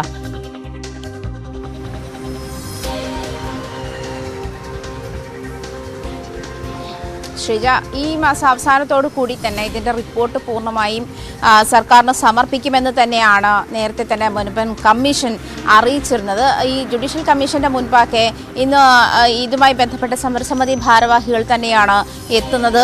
അതുമാത്രമല്ല, ഭൂസംരക്ഷണ സമിതിയുടെ ആളുകൾ ഇതുമായി ബന്ധപ്പെട്ട ശ്രീജ സൂചിപ്പിച്ചതുപോലെ റിപ്പബ്ലിക് ഡേ ദിനത്തിൽ സെക്രട്ടേറിയറ്റിലേക്ക് പദയാത്ര നടത്താനുള്ള, തിരുവനന്തപുരത്തേക്ക് പദയാത്ര നടത്താനുള്ള തീരുമാനമായിട്ടുണ്ട്. പ്രത്യേകിച്ചും വഖഫ് ബോർഡിന്റെ നിയമ ഭേദഗതി വരുത്തണമെന്നാവശ്യപ്പെട്ട് 8 ഭാഗങ്ങളിൽ ഭേദഗതി വരുത്തണമെന്നാവശ്യപ്പെട്ടുകൊണ്ട് തന്നെയാണ്. അതിൽ പ്രധാനപ്പെട്ട കാര്യം 1950 സിദ്ദിഖ് സേഠ് എഴുതി നൽകിയത് ഗിഫ്റ്റ് ഡീഡാണെന്ന് വ്യക്തമായിട്ട് പോലും ചില ആളുകളുടെ ഇടപെടൽ കൊണ്ട് മാത്രമാണ് ഇത്തരത്തിൽ മുനമ്പം നിവാസികൾക്ക് കഴിഞ്ഞ ദിവസം സമരം 100ാം ദിവസം കടന്നു. മുനമ്പം നിവാസികൾക്ക് ഇത്തരത്തിൽ ബുദ്ധിമുട്ടുകൾ അനുഭവിക്കേണ്ടി വരുന്നത് എന്ന് ചൂണ്ടിക്കാട്ടി തന്നെയാണ് ഈ സമരസമിതി പദയാത്രയുമായി മുന്നോട്ട് പോകാൻ തീരുമാനിച്ചിരിക്കുന്നത്. അതിനകത്ത് കൂടുതൽ വ്യക്തത വരേണ്ടത് ഇത് ഏത് സാഹചര്യത്തിലാണ് വഖഫിൻ്റേത് എന്ന് റീഡ് ചെയ്തത്. 6 ഗിഫ്റ്റ് ഡീഡ് എന്ന് പറഞ്ഞിരിക്കുന്ന ഒരു സാഹചര്യത്തിലും മാത്രമല്ല സിദ്ദിഖ് സേഠ് ഫറൂഖ് കോളേജിന് എഴുതി കൊടുത്തപ്പോൾ ഈ കോളേജ് എഡ്യൂക്കേഷൻ ആവശ്യത്തിന് അത് ഉപയോഗിച്ചില്ലെങ്കിൽ, വിദ്യാഭ്യാസ ആവശ്യത്തിന് അത് ഉപയോഗിച്ചില്ലെങ്കിൽ അത് തൻ്റെയിലോ അതല്ലെങ്കിൽ തൻ്റെ തലമുറയിലേക്കോ അത് തിരികെ പോരണം എന്ന് തന്നെയാണ്, അത് വഖഫിലേക്ക് പോകണം എന്നല്ല എന്ന് വീണ്ടും അവർ ആവർത്തിച്ച് പറഞ്ഞു. ഈ കാര്യം ചൂണ്ടിക്കാട്ടി തന്നെയാണ് പദയാത്രയും സംഘടിപ്പിച്ചിരിക്കുന്നത്. എന്തായാലും മുനമ്പം കമ്മീഷന്റെ അവസാന സിറ്റിംഗ് ആണ് ഇന്നുള്ളത്. ജസ്റ്റിസ് സി രാമചന്ദ്രൻ നായർ ഇന്ന് 10:30 കളക്ട്രേറ്റിൽ എത്തും. അദ്ദേഹത്തിന് മുൻപാകെ ഈ സമരസമിതി നേതാക്കൾ എത്തുമെന്നാണ് മനസ്സിലാക്കാൻ കഴിയുന്നത്. കഴിഞ്ഞ ഹിയറിംഗിൽ പോലും ഇത്തരത്തിൽ മുനമ്പത്തെ ഭൂമി, അതേസമയം തനിക്ക് ഭൂമി തർക്കം പരിഹരിക്കാനാകില്ല, അതല്ലെങ്കിൽ വഖഫിന്റെ നിയമ ഭേദഗതി വരുത്താനാകില്ല എന്ന് കമ്മീഷൻ കഴിഞ്ഞ തവണ ചൂണ്ടിക്കാട്ടിയതാണ്. അതുകൊണ്ട് തന്നെ ഈ കാര്യത്തിൽ കൂടുതൽ ക്ലാരിറ്റി, സമരം ഈ 100ാം ദിവസം ആയതോടുകൂടി ഈ കാര്യത്തിൽ കൂടുതൽ ക്ലാരിറ്റി വരേണ്ടതുണ്ട് എന്ന് തന്നെയാണ് മുനമ്പം നിവാസികളുടെ ആവശ്യം. അത്തരം ആവശ്യങ്ങൾ ഉന്നയിച്ചുകൊണ്ട് തന്നെയാണ് ഇവർ ഈ പദയാത്രയുമായി മുന്നോട്ട് പോകാൻ തീരുമാനിച്ചത്. ഈ ജനുവരി 26-ന് തിരുവനന്തപുരത്തേക്ക് മുനമ്പത്തു നിന്നും പദയാത്ര നടത്താൻ തന്നെയാണ് മുനമ്പം നിവാസികളുടെ തീരുമാനം. ശ്രീജ. ആജ്ഞ രവീന്ദ്രനാണ് വിവരങ്ങൾ നൽകിയത് കൊച്ചിയിൽ നിന്ന്. വയനാട്ടിൽ DCC ട്രഷറർ NM വിജയന്റെ ആത്മഹത്യയിൽ സുൽത്താൻ ബത്തേരി MLA IC ബാലകൃഷ്ണൻ ഇന്ന് ചോദ്യം ചെയ്യലിന് ഹാജരാകും. സുൽത്താൻ ബത്തേരി ഡിവൈഎസ്പിയുടെ നേതൃത്വത്തിലുള്ള പ്രത്യേക അന്വേഷണ സംഘത്തിന് മുന്നിലാണ് MLA ഹാജരാകുന്നത്. DCC പ്രസിഡന്റ് ND അപ്പച്ചൻ, മുൻ കോൺഗ്രസ് നേതാവ് KK ഗോപിനാഥൻ എന്നിവരെ 3 ദിവസം ചോദ്യം ചെയ്തിരുന്നു. കോടതി മുൻകൂർ ജാമ്യം അനുവദിച്ചിരുന്നതിനാൽ ഇരുവരുടെയും അറസ്റ്റ് രേഖപ്പെടുത്തി വിട്ടയച്ചു. ആത്മഹത്യാ പ്രേരണ കുറ്റമാണ് 3 പേർക്കുമെതിരെ ചുമത്തിയിരിക്കുന്നത്. തിരുവനന്തപുരം ആമയിഴഞ്ചാൻ തോട് നമുക്കൊക്കെ ഓർമ്മയുണ്ട്. അതൊരു വലിയ ദുരന്തത്തിന്റെ കൂടി സ്മാരകമായി നിൽക്കുന്നുണ്ട്. ആ തോട് വൃത്തിയാക്കണം എന്ന ആവശ്യവും അതിൽ റെയിൽവേയുടെ പങ്കാളിത്തത്തെക്കുറിച്ചുള്ള ചർച്ചകളൊക്കെ വളരെ കാര്യമായി നടന്നതാണ്. ഈ തോടിന്റെ റെയിൽവേ ടണൽ വൃത്തിയാക്കുന്ന ദൗത്യം അവസാന ഘട്ടത്തിലാണെന്ന് മന്ത്രി റോഷി അഗസ്റ്റിൻ പറയുന്നു. ടണലിന് പുറത്ത് ശേഷിക്കുന്ന 65 മീറ്റർ 1 മാസത്തിനുള്ളിൽ തന്നെ പൂർത്തിയാക്കാൻ കഴിയുമെന്നാണ് പ്രതീക്ഷയെന്നും സ്ഥലം സന്ദർശിച്ച ശേഷം മന്ത്രി പറഞ്ഞു. ആമിഴഞ്ചാൻ തോട്ടിൽ വീണ് ജോയ് എന്ന ശുചീകരണ തൊഴിലാളി മുങ്ങി മരിച്ചതോടെയാണ് മാലിന്യ നീക്കം വേഗത്തിലായത്. കഴിഞ്ഞ ഒക്ടോബറിലാണ് ശുചീകരണം ആരംഭിച്ചത്. ഇടയ്ക്കിടെ പെയ്ത മഴ തടസ്സം സൃഷ്ടിച്ചെങ്കിലും കഴിഞ്ഞയാഴ്ചയോടെ ടണലിനടിയിലെ മാലിന്യം ഏറെക്കുറെ നീക്കി. റെയിൽവേ ടണലിന് അടിയിലൂടെയുള്ള തോടിന്റെ 117 മീറ്ററിൽ 1200 ഘനമീറ്റർ മാലിന്യമാണ് നീക്കം ചെയ്തത്. ഫെൻസിംഗ് അടക്കം ബാക്കിയുള്ള പ്രവർത്തനങ്ങൾ ഉടൻ തന്നെ ആരംഭിക്കുമെന്നും മന്ത്രി അറിയിച്ചു. വെള്ളപ്പൊക്ക ലഘൂകരണ പദ്ധതിയിൽപ്പെടുത്തി അതിന് ഫിനാൻസ് ഡിപ്പാർട്ട്മെന്റ് അനുമതി തരികയാണ്. അതിന്റെ ഭാഗമായി റെയിൽവേ ട്രാക്കിനടിയിലുള്ള ഏതാണ്ട് 117 മീറ്റർ നീളത്തിൽ 1200 ഘനമീറ്റർ എക്കലും ചെളിയും മണ്ണുമെല്ലാം മാറ്റപ്പെട്ടു. അതിന്റെ വെളിയിൽ ഏതാണ്ട് 65 മീറ്ററോളം വരുന്ന സ്ഥലത്ത് 1300 ഘനമീറ്ററോളം വരുന്ന അഴുക്ക് ചാലിൽ പെട്ടിട്ടുള്ള ചെളിയും വെക്കലുമെല്ലാം പൂർണ്ണമായി നീക്കുന്നതിനുള്ള നടപടികൾ വരുന്ന ഏതാനും ദിവസങ്ങൾ കൊണ്ട് പൂർത്തീകരിക്കും.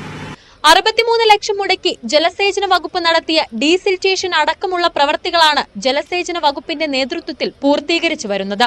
നഗര വെള്ളപ്പൊക്ക ലഘൂകരണ പദ്ധതിയിൽ നിന്ന് പണം ചെലവാക്കിയാണ് പ്രവൃത്തി നടപ്പാക്കുന്നത്. അതേസമയം റെയിൽവേയുടെ ഭാഗത്തുനിന്ന് യാതൊരുവിധ സഹകരണവും ഉണ്ടായിട്ടില്ലെന്നും മന്ത്രി ആരോപിച്ചു. അതിന്റെ പ്രവർത്തികളുമായി ബന്ധപ്പെട്ടിട്ട് നടന്ന പ്രവൃത്തിയിൽ ഒരു ശുചീകരണ തൊഴിലാളിയുടെ മരണമുണ്ടായി എന്നുള്ളത് എല്ലാവർക്കും അറിയാം. അതിനെ തുടർന്നാണ് ഇത്തരം കാര്യങ്ങളിൽ ഇതിന്റെ പ്രവർത്തനങ്ങളിലൊക്കെ ഗതിവേഗം കൂട്ടുന്നതിന് ആവശ്യമായ നടപടി സ്വീകരിച്ചത്. അങ്ങനെ വന്ന സന്ദർഭത്തിൽ ഇതിനാവശ്യമായ ഫണ്ട് കണ്ടെത്തുക എന്നുള്ളതായിരുന്നു ആദ്യപടി. റെയിൽവേ അക്കാര്യത്തിൽ പൂർണ്ണമായൊരു സഹകരണം നൽകാൻ തയ്യാറായില്ല.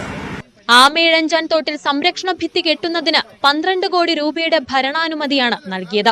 പഴവങ്ങാടി തോടിൽ പനവിള മുതൽ കോൺഫ്ലുവൻസ് പോയിന്റ് വരെയുള്ള ഡീസിൽറ്റേഷൻ, ക്ലീനിംഗ്, മറ്റ് അറ്റകുറ്റപ്രവൃത്തികൾ എന്നിവയ്ക്ക് 30 ലക്ഷം രൂപയുടെ ഭരണാനുമതിയും മാലിന്യം തള്ളുന്ന സ്ഥലങ്ങളിൽ വേലി കെട്ടാൻ 5.54 കോടി രൂപയും നൽകിയെന്നും മന്ത്രി വ്യക്തമാക്കി. ന്യൂസ് 18 തിരുവനന്തപുരം. ആലപ്പുഴ വനിതാ ശിശു ആശുപത്രിയിലെ ചികിത്സയിൽ തുടർന്ന് അംഗവൈകല്യത്തോടെ ജനിച്ച നവജാത ശിശുവിന്റെ നില ഗുരുതരമായി തന്നെ തുടരുകയാണ്. തിരുവനന്തപുരം SAT ആശുപത്രിയിൽ വെന്റിലേറ്ററിലാണ് ഇപ്പോഴും കുഞ്ഞ്. ആന്തരിക അവയവങ്ങൾക്ക് അണുബാധയും നീർക്കെട്ടുമുണ്ട്. അടിയന്തര ശസ്ത്രക്രിയയ്ക്കും കുട്ടിയെ വിധേയനാക്കി. ആരോഗ്യവകുപ്പിന്റെ പ്രത്യേക നിർദ്ദേശാനുസരണമാണ് കുഞ്ഞിനെ വിദഗ്ധ ചികിത്സക്കായി ആലപ്പുഴ മെഡിക്കൽ കോളേജിൽ നിന്നും തിരുവനന്തപുരം SATയിലേക്ക് മാറ്റിയത്. SATയിലെത്തി 7 ദിവസം പിന്നിടുമ്പോഴും ശ്വാസകോശത്തിന്റെ അണുബാധ ഗുരുതരമായി തുടരുകയാണ്. വെന്റിലേറ്റർ ട്യൂബ് പ്രവേശിച്ച ഭാഗങ്ങളിൽ നീർക്കെട്ടും രക്തസ്രാവവും കൂടി ആരംഭിച്ചതോടെ സാഹചര്യം കൂടുതൽ ഗുരുതരമായി. മരുന്നുകൾ കൈഞ്ഞരമ്പിലൂടെ കുത്തിവെക്കാൻ കഴിയാതായതോടെ ശസ്ത്രക്രിയയ്ക്ക് വിധേയമാക്കേണ്ടി വന്നു. കാലിന്റെ തുടഭാഗത്തു കൂടിയാണ് ഇപ്പോൾ മരുന്ന് ഉള്ളിലേക്ക് നൽകിക്കൊണ്ടിരിക്കുന്നത്. ശരീരം മുഴുവൻ നീരിവച്ച അവസ്ഥയിലാണ് കുഞ്ഞ്. 2.5 മാസം മുമ്പാണ് ആലപ്പുഴ സക്രിയാബസർ സ്വദേശികളായ അനീഷ് സുറുമി ദമ്പതികൾക്ക് വൈകല്യത്തോടെയുള്ള കുഞ്ഞ് ജനിക്കുന്നത്. സുറുമി പ്രസവകാലത്ത് ചികിത്സ സ്വീകരിച്ചിരുന്നത് ആലപ്പുഴ വനിതാ ശിശു ആശുപത്രിയിൽ നിന്നായിരുന്നു. ഗുരുതര അംഗവൈകല്യം കുഞ്ഞിനുണ്ടായിട്ടും ഗർഭകാല സ്കാനിംഗിൽ ഒരിക്കൽ പോലും തിരിച്ചറിയാതിരുന്നത് സ്കാനിംഗ് സെന്ററുകളുടെയും ഡോക്ടർമാരുടെയും വലിയ വീഴ്ചയായി കണ്ടെത്തിയിരുന്നു. സംഭവത്തിൽ സൗത്ത് പോലീസിന്റെ അന്വേഷണം നടക്കുകയാണ്. കേസിൽ പ്രതികളായ 4 ഡോക്ടർമാർക്കെതിരെ ആരോഗ്യവകുപ്പ് ഒരു നടപടിയും സ്വീകരിക്കാതിരിക്കുമ്പോൾ നവജാത ശിശുവും കുടുംബവും കടുത്ത യാതനകളിലൂടെയാണ് കടന്നു പോകുന്നത്. ന്യൂസ് 18 ആലപ്പുഴ. അയോധ്യയിൽ പ്രാൺ പ്രതിഷ്ഠയുടെ വാർഷികമാണിന്ന്. അങ്ങോട്ടേക്ക് ഭക്തരുടെ പ്രവാഹമാണ്. അയോധ്യയിൽ നിന്നുള്ള കാഴ്ചകൾ നമുക്ക് നേരിട്ട് കാണാം ഇടവേളയ്ക്ക് ശേഷം.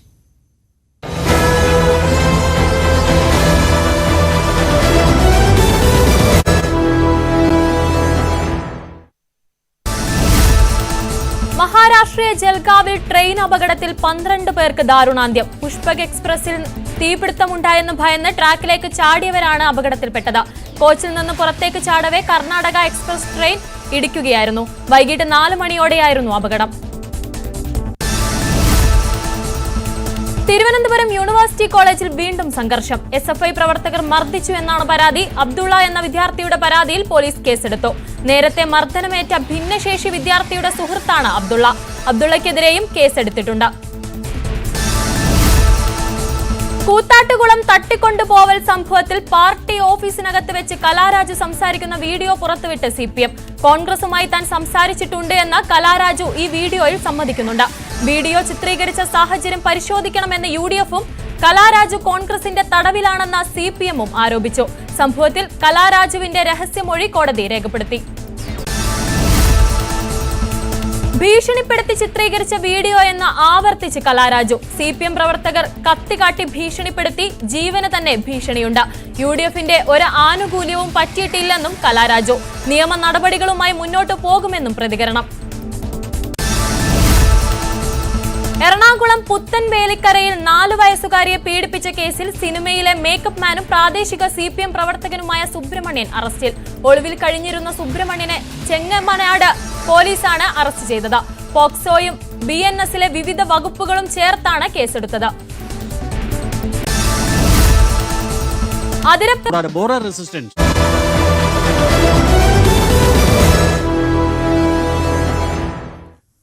മഹാരാഷ്ട്രയിലെ ജൽഗാവിൽ ഇന്നലെയുണ്ടായ ട്രെയിൻ അപകടത്തിൽ 12 പേർ മരിക്കുകയും 10 പേർക്ക് പരിക്കേൽക്കുകയും ചെയ്ത സംഭവത്തിൽ മരിച്ചവരുടെ പോസ്റ്റ്മോർട്ടം നടപടികൾ പുരോഗമിക്കുന്നു.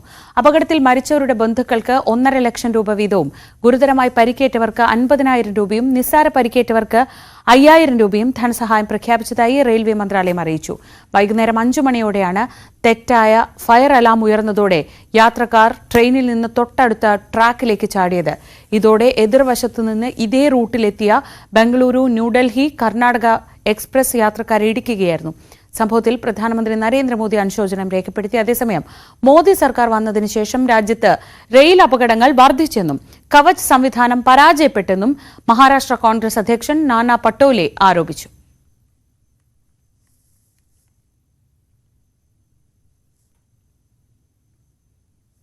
ഇനി നേരത്തെ പറഞ്ഞതുപോലെ നമ്മൾ പോകുന്നത് അയോധ്യയിലെ കാഴ്ചകളിലേക്കാണ്.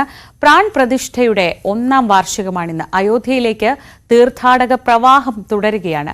നഗരത്തിന്റെ മുഖച്ഛായ തന്നെ മാറ്റിയ തീർത്ഥാടക പ്രവാഹത്തിന്റെ കാഴ്ചകളാണ് രഞ്ജിത്ത് രാമചന്ദ്രനും പ്രശാന്തും അയോധ്യയിൽ നിന്ന് നമുക്ക് മുന്നിലേക്ക് എത്തിക്കുന്നത്. വലിയ കനത്ത സുരക്ഷയിലാണ് അയോധ്യ എന്നുള്ളതാണ്. ഈ പകല് വലിയ തിരക്കൊക്കെ വന്നു കഴിഞ്ഞാൽ പിന്നെ വാഹനങ്ങളൊന്നും ഇങ്ങോട്ടേക്ക് കയറ്റിവിടില്ല. അത് വളരെ പ്രധാനമായ കാര്യമാണ്. സാധാരണ വാഹനങ്ങൾ കടത്തിവിടില്ല, അല്ലെങ്കിൽ പ്രത്യേക പാസുള്ള വാഹനങ്ങൾ മാത്രമാണ് കടത്തിവിടുക. ഈ ഓട്ടോറിക്ഷകളും ഈ റിക്ഷകളും ഒപ്പം ചെറിയ ചെറിയ വലിയ ഈ വാഹനങ്ങളൊക്കെ ഉണ്ട്. ബാറ്ററിയുടെ വാഹനങ്ങൾ മാത്രമാണ്, അത് പാസുള്ള വാഹനങ്ങൾ മാത്രമാണ് ഇങ്ങോട്ടേക്ക് പ്രവേശനമുള്ളത് എന്നുള്ളതാണ്. ഇങ്ങോട്ടേക്ക് നമുക്ക് ദൃശ്യങ്ങൾ കാണാം. വലിയ ഭക്തജന പ്രവാഹമാണ്. ലക്ഷക്കണക്കിന് ആളുകൾ, പ്രത്യേകിച്ചും കുംഭമേളയുടെ സാഹചര്യം കൂടി ഉള്ളപ്പോൾ ലക്ഷക്കണക്കിന് ആളുകളാണ് ഓരോ ദിവസവും വന്നു പോകുന്നത് എന്നുള്ളത് പ്രധാനമാണ്. സുരക്ഷാ ബൂത്ത് कैसा चल रहा है पूरा? कैसा चल रहा है पूरा? अरे सुरक्षा का बहुत कड़े इंतजाम है, उसमें कोई वो नहीं है.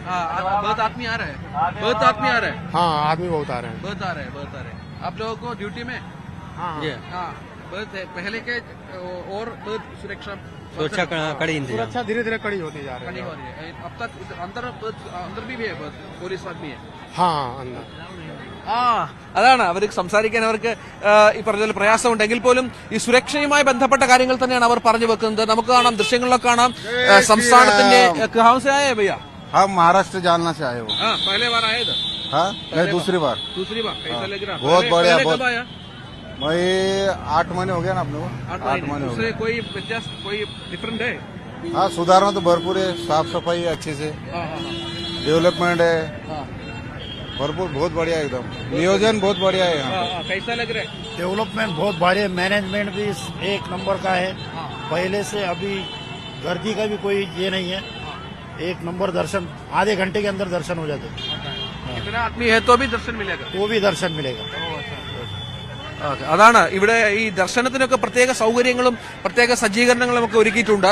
കാരണം ആളുകളുടെ എണ്ണം വല്ലാതെ വർദ്ധിക്കുന്ന സാഹചര്യം മുൻകൂട്ടി കണ്ടുള്ള ക്രമീകരണങ്ങളും ഇവിടെ ഒരുക്കിയിട്ടുണ്ട് എന്നുള്ളത് നമുക്ക് ദൃശ്യങ്ങൾ കാണാം. ഒരുപാട് ആളുകൾ ഇപ്പോൾ ദർശനത്തിനായി കാത്തു നിൽക്കുന്നുണ്ട്. വലിയ ക്യൂ ഒക്കെ രൂപപ്പെട്ടിട്ടുണ്ട്. പക്ഷേ 3-4 റോകളായി തിരിച്ചാണ് ഈ ആളുകളെയൊക്കെ അകത്തേക്ക് കയറ്റിവിടുന്നത്. അതിന്റെ ഒരു വ്യത്യാസമുണ്ട്. അത് വളരെ പ്രധാനപ്പെട്ട ഒരു കാര്യം കൂടിയാണ്. മാജി കൈസ കഹാ സെ ആ രേ? മാജി കഹാ സെ ആ രേ? कहाँ से? सागर से. कैसा लग रहा है इधर? इधर बहुत अच्छा लग रहा है, बहुत अच्छी व्यवस्था है. आज आ गया कल आए थे. कल आया. दर्शन हो गया? हाँ, एक बार हो गया. दर्शन करके आ रहे हैं अभी. अच्छा, कैसा लग रहा है? बहुत अच्छा, बहुत अच्छी अयोध्या नगरी सुंदर है. बहुत अच्छा लगा यहाँ आके दर्शन करके. സന്തോഷമാണ് എല്ലാവരുടെയും മനസ്സിലും പറ്റി. कैसा दर्शन हो गया? नहीं, जाने हाँ अभी जा रहे. कहाँ से आ रहे हैं? कुशीनगर से. पहले बार आया? नहीं, दूसरी बार. पहले कैसा था? पहले मतलब अभी स्थापना नहीं हुआ था ना, उस टाइम आए थे. अच्छा, ओके. इधर है. इधर है. जाओ इधर है, सीधा है. അങ്ങനെ ഒരുപാട് ആളുകൾ ഇങ്ങോട്ടത്തെ ദൃശ്യങ്ങളിലൊക്കെ കാണും. നമുക്ക് ഒരുപാട് ആരോഗ്യ പ്രശ്നങ്ങളുള്ള ആളുകളടക്കം ഇങ്ങോട്ടേക്ക് എത്തുകയും ദർശനത്തിനായി വരികയും പറ്റും ചെയ്യുന്ന പശ്ചാത്തലമുണ്ട്. कैसा लग रहा है? अच्छा लग रहा है, बहुत अच्छा लग रहा है. पहले बार आया? हाँ, फर्स्ट बार आई हूँ, लेकिन बहुत अच्छा लग रहा है. कहाँ से? गुवाहाटी से. यस. बहुत अच्छा लग रहा है ये सब देख के. कितनी जनता है, ये भीड़ भरी, बहुत ही अच्छा लग रहा है ये सब देख के. जी, बहुत खुश लग रहा है देख के. पहली बार आया हूँ. हम भी गुवाहाटी से, दिल खुश हो गया. दिल में जो मन. 1 मिनट, मैं कुर्बल व्यास 81 वर्ष. भाई ब्याह से लगे मेरे को, और अब की बार दर्शन का मौका मिला. गेजरी को देख के मैं बड़ा खुश हुआ. हनुमान जी महाराज को देख के, जितने भी देवी देवता थे इस देवताओं को देखा. इसलिए भगवान को मैं बार नमन करता हूँ. और मीडिया की मैं आशीर्वाद देता हूँ कि आप फलो और खूब हमारे देते रहो खबरें. जय भारत गौ. അങ്ങനെ എല്ലാ തരത്തിലുള്ള സംവിധാനങ്ങളും ഒരുക്കി തന്നെയാണ് കാര്യങ്ങൾ മുന്നോട്ട് പോകുന്നത്. നമുക്ക് ദൃശ്യങ്ങളത് കാണുകയും ചെയ്യാം വളരെ വ്യക്തമായിട്ട്. कहाँ से आया है? कहाँ से? सिलीगुड़ी से. सिलीगुड़ी. वो किधर, किस स्टेट में? वेस्ट बंगाल. वेस्ट बंगाल से आया है. अच्छा, पहले बार आया? First time. कैसा लग रहा है? बहुत अच्छा लग रहा है. हमारे राम हमें मिल गए. അതാണ് എല്ലാവർക്കും നമ്മൾ ഈ ഒരു വർഷത്തെ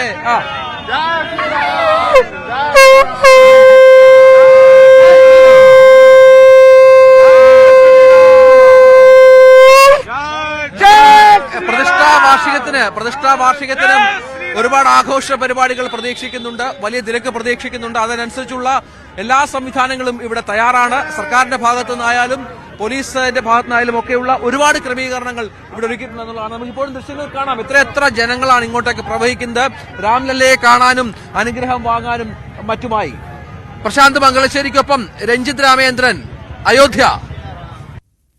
അടുത്തത് അയോധ്യയിൽ നിന്നുള്ള ഒരു കൗതുക കാഴ്ച. അയോധ്യയുടെ വികസന വഴിയിൽ വളരെ പ്രധാനപ്പെട്ട ഒരു കാഴ്ചയാണ് അവിടുത്തെ ഇലക്ട്രിക് വാഹനങ്ങൾ. പൊതുഗതാഗതം പൂർണ്ണമായും ഇലക്ട്രിക് സർവീസിലേക്ക് മാറിക്കഴിഞ്ഞു. 10 രൂപ കൊടുത്താൽ അയോധ്യ നഗരത്തിൽ എവിടെയും സഞ്ചരിക്കാം എന്നുള്ളതാണ് ഇപ്പോഴത്തെ ഒരു പ്രത്യേകത.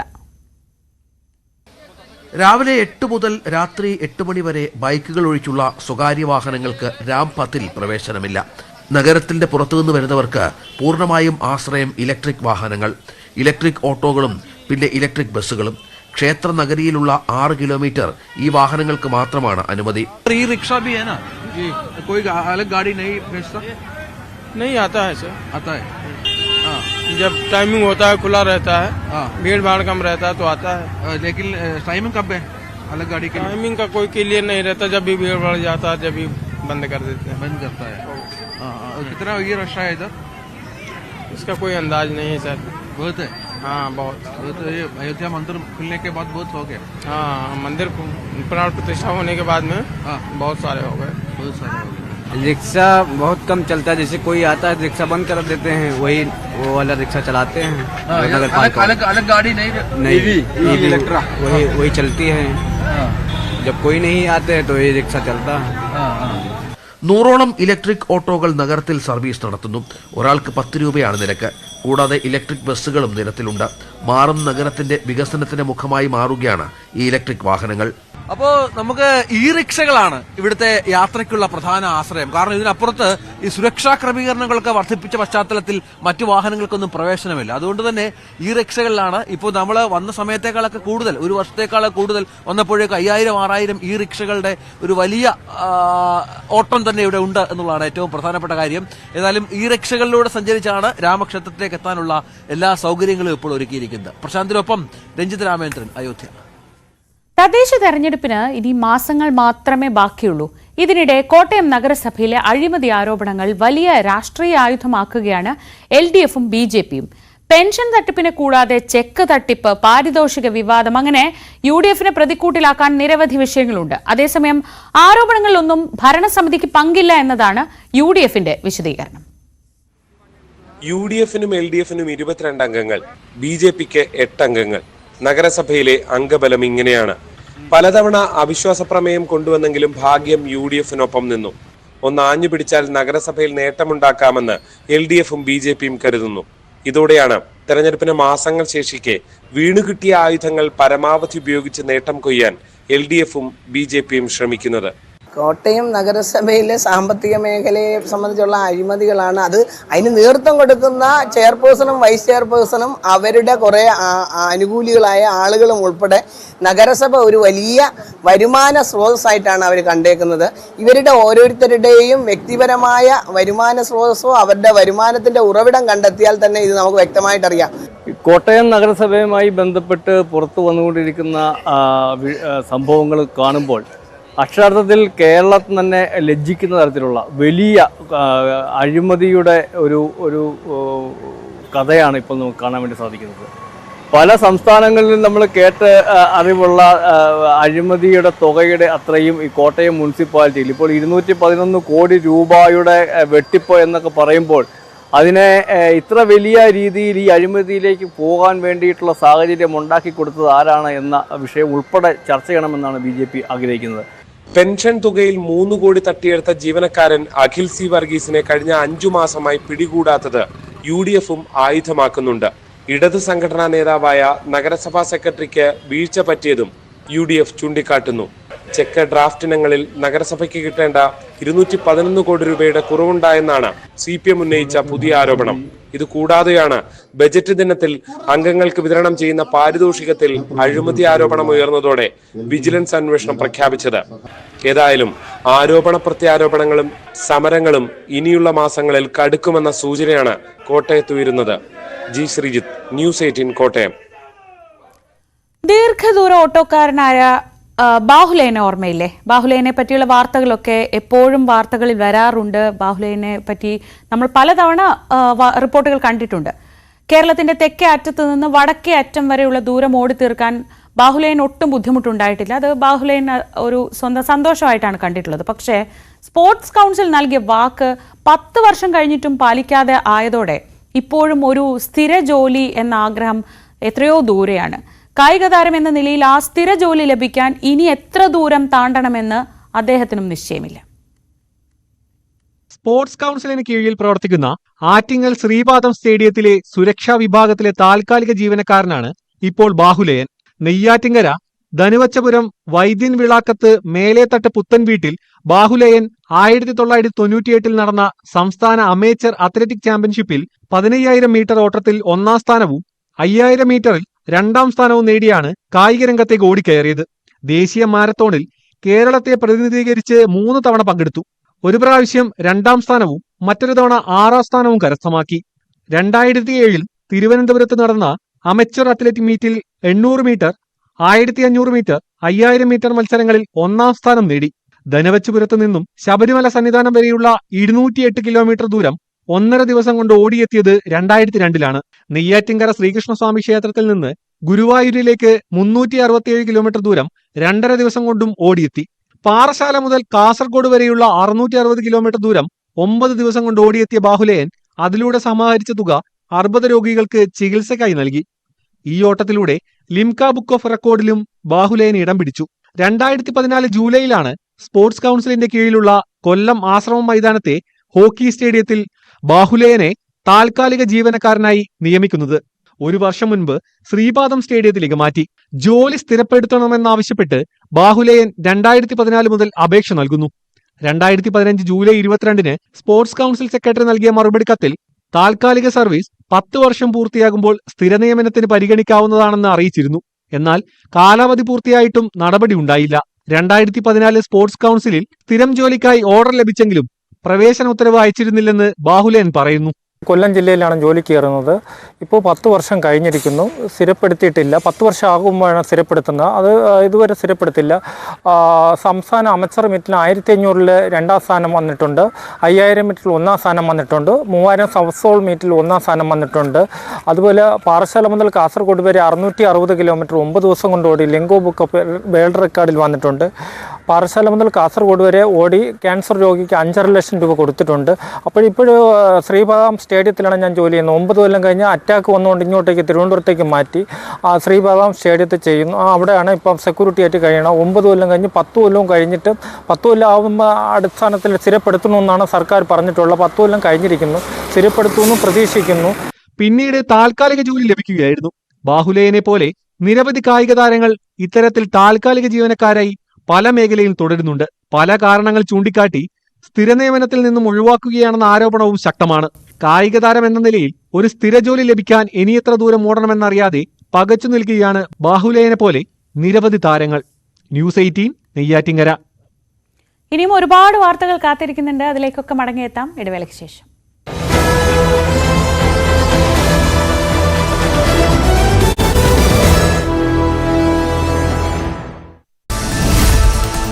മഹാരാഷ്ട്രയിലെ ജൽഗാവിൽ ട്രെയിൻ അപകടത്തിൽ 12 പേർക്ക് ദാരുണാന്ത്യം. പുഷ്പക് എക്സ്പ്രസിൽ തീപിടുത്തമുണ്ടായെന്ന് ഭയന്ന് ട്രാക്കിലേക്ക് ചാടിയവരാണ് അപകടത്തിൽപ്പെട്ടത്.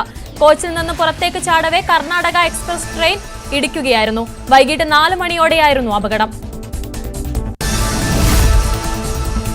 തിരുവനന്തപുരം യൂണിവേഴ്സിറ്റി കോളേജിൽ വീണ്ടും സംഘർഷം. SFI പ്രവർത്തകർ മർദ്ദിച്ചു എന്നാണ് പരാതി. അബ്ദുള്ള എന്ന വിദ്യാർത്ഥിയുടെ പരാതിയിൽ പോലീസ് കേസെടുത്തു. നേരത്തെ മർദ്ദനമേറ്റ ഭിന്നശേഷി വിദ്യാർത്ഥിയുടെ സുഹൃത്താണ് അബ്ദുള്ള. അബ്ദുള്ളയ്ക്കെതിരെയും കേസെടുത്തിട്ടുണ്ട്. കൂത്താട്ടുകുളം തട്ടിക്കൊണ്ടുപോവൽ സംഭവത്തിൽ പാർട്ടി ഓഫീസിനകത്ത് വെച്ച് കലാരാജു സംസാരിക്കുന്ന വീഡിയോ പുറത്തുവിട്ട് CPM. കോൺഗ്രസുമായി താൻ സംസാരിച്ചിട്ടുണ്ട് എന്ന് കലാരാജു ഈ വീഡിയോയിൽ സമ്മതിക്കുന്നുണ്ട്. വീഡിയോ ചിത്രീകരിച്ച സാഹചര്യം പരിശോധിക്കണമെന്ന് UDFും കലാരാജു കോൺഗ്രസിന്റെ തടവിലാണെന്ന CPMും ആരോപിച്ചു. സംഭവത്തിൽ കലാരാജുവിന്റെ രഹസ്യമൊഴി കോടതി രേഖപ്പെടുത്തി. ഭീഷണിപ്പെടുത്തി ചിത്രീകരിച്ച വീഡിയോ എന്ന് ആവർത്തിച്ച് കലാരാജു. CPM പ്രവർത്തകർ കത്തികാട്ടി ഭീഷണിപ്പെടുത്തി, ജീവന് തന്നെ ഭീഷണിയുണ്ട്. UDFന്റെ ഒരു ആനുകൂല്യവും പറ്റിയിട്ടില്ലെന്നും കലാരാജു. നിയമ നടപടികളുമായി മുന്നോട്ടു പോകുമെന്നും പ്രതികരണം. എറണാകുളം പുത്തൻവേലിക്കരയിൽ 4 വയസ്സുകാരിയെ പീഡിപ്പിച്ച കേസിൽ സിനിമയിലെ മേക്കപ്പ് മാനും പ്രാദേശിക CPM പ്രവർത്തകനുമായ സുബ്രഹ്മണ്യൻ അറസ്റ്റിൽ. ഒളിവിൽ കഴിഞ്ഞിരുന്ന സുബ്രഹ്മണ്യനെ ചെങ്ങമനാട് പോലീസാണ് അറസ്റ്റ് ചെയ്തത്.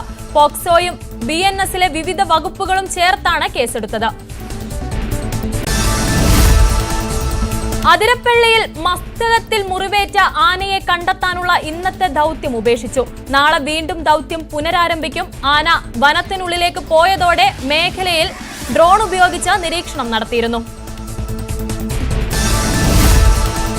മനുഷ്യ വന്യജീവി സംഘർഷത്തിൽ ആശങ്കയറിയിച്ചു MLAമാർ. കുട്ടമ്പുഴ ഉൾപ്പെടെ 5 പഞ്ചായത്തുകളിൽ ഭീതിജനകമായ സാഹചര്യമെന്ന ആന്റണി ജോൺ. വൈകുന്നേരങ്ങളിൽ ആശുപത്രി ആവശ്യങ്ങൾക്ക് പോലും പുറത്തിറങ്ങാൻ കഴിയാത്ത അവസ്ഥയെന്നും ആന്റണി ജോൺ. കാറടുക്ക, മൂളിയാർ, പെരിയ പഞ്ചായത്തുകളിൽ പുലിപ്പേടിയെന്ന CH കുഞ്ഞമ്പു.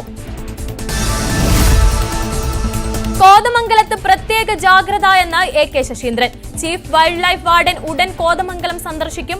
ഹോട്ട്സ്പോട്ടുകൾ കണ്ടെത്തിയെന്നും ജനങ്ങളുടെ ഭീതി അകറ്റാനുള്ള എല്ലാ നടപടികളും ഉണ്ടാകുമെന്നും മന്ത്രി.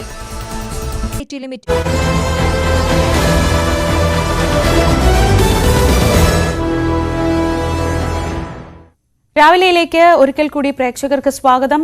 ലോസ് ഏഞ്ചൽസിൽ നിന്ന് വീണ്ടും ആശങ്കയുടെ വാർത്തകളാണ് ഈ ദിവസം പുലരുമ്പോൾ നമ്മൾ ഇവിടെ പുലരുമ്പോൾ വരുന്നത്. വീണ്ടും കാട്ടുതീ പടർന്നു പിടിക്കുകയാണ്. മണിക്കൂറുകൾക്കുള്ളിൽ 21 ചതുരശ്ര കിലോമീറ്ററിൽ മരങ്ങൾ കത്തിനശിച്ചു. 20,000 പേരെ അടിയന്തരമായി ഒഴിപ്പിക്കാനാണ് നിർദ്ദേശം.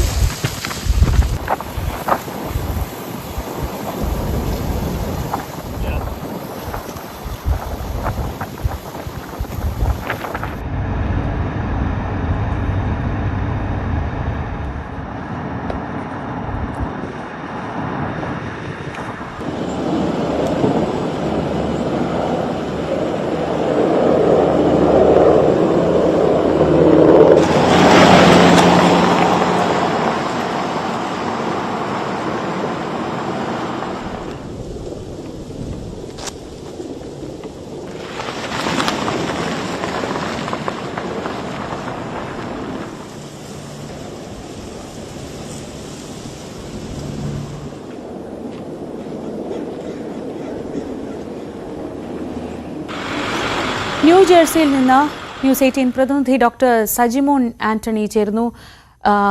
നമസ്കാരം ഡോക്ടർ സജിമോൻ. ഇതിപ്പോ 2 കാട്ടുതീ പടർന്നു പിടിച്ചിരുന്നത് കെട്ടണയും മുൻപാണ് അടുത്ത ഒരു തീ കൂടി വരുന്നത്. അതും ദൃശ്യങ്ങളിൽ നിന്ന് നമുക്ക് കാണാം, അത് കുറച്ച് തീവ്രമാണ്. ഇത്രയും കുറഞ്ഞ സമയം കൊണ്ട് തന്നെ ഇത്രയേറെ ഭാഗങ്ങളിലേക്ക് ഇത് പടർന്നു പിടിച്ചു കഴിഞ്ഞു. ഇപ്പോൾ പുതിയ പ്രസിഡന്റ് അധികാരമേറ്റു, അദ്ദേഹം അവിടെ സന്ദർശനം നടത്തുമെന്നൊക്കെ പറഞ്ഞിട്ടുണ്ടായിരുന്നു. എത്രയും പെട്ടെന്ന് ജനങ്ങളെ മാറ്റിപ്പാർപ്പിച്ച് സുരക്ഷിതമാക്കുക എന്നത് തന്നെയായിരിക്കും ഏറ്റവും ആദ്യമുള്ളത്. എത്രത്തോളം സിവിയർ ആണ് ഇപ്പോഴത്തെ ഈ തീ?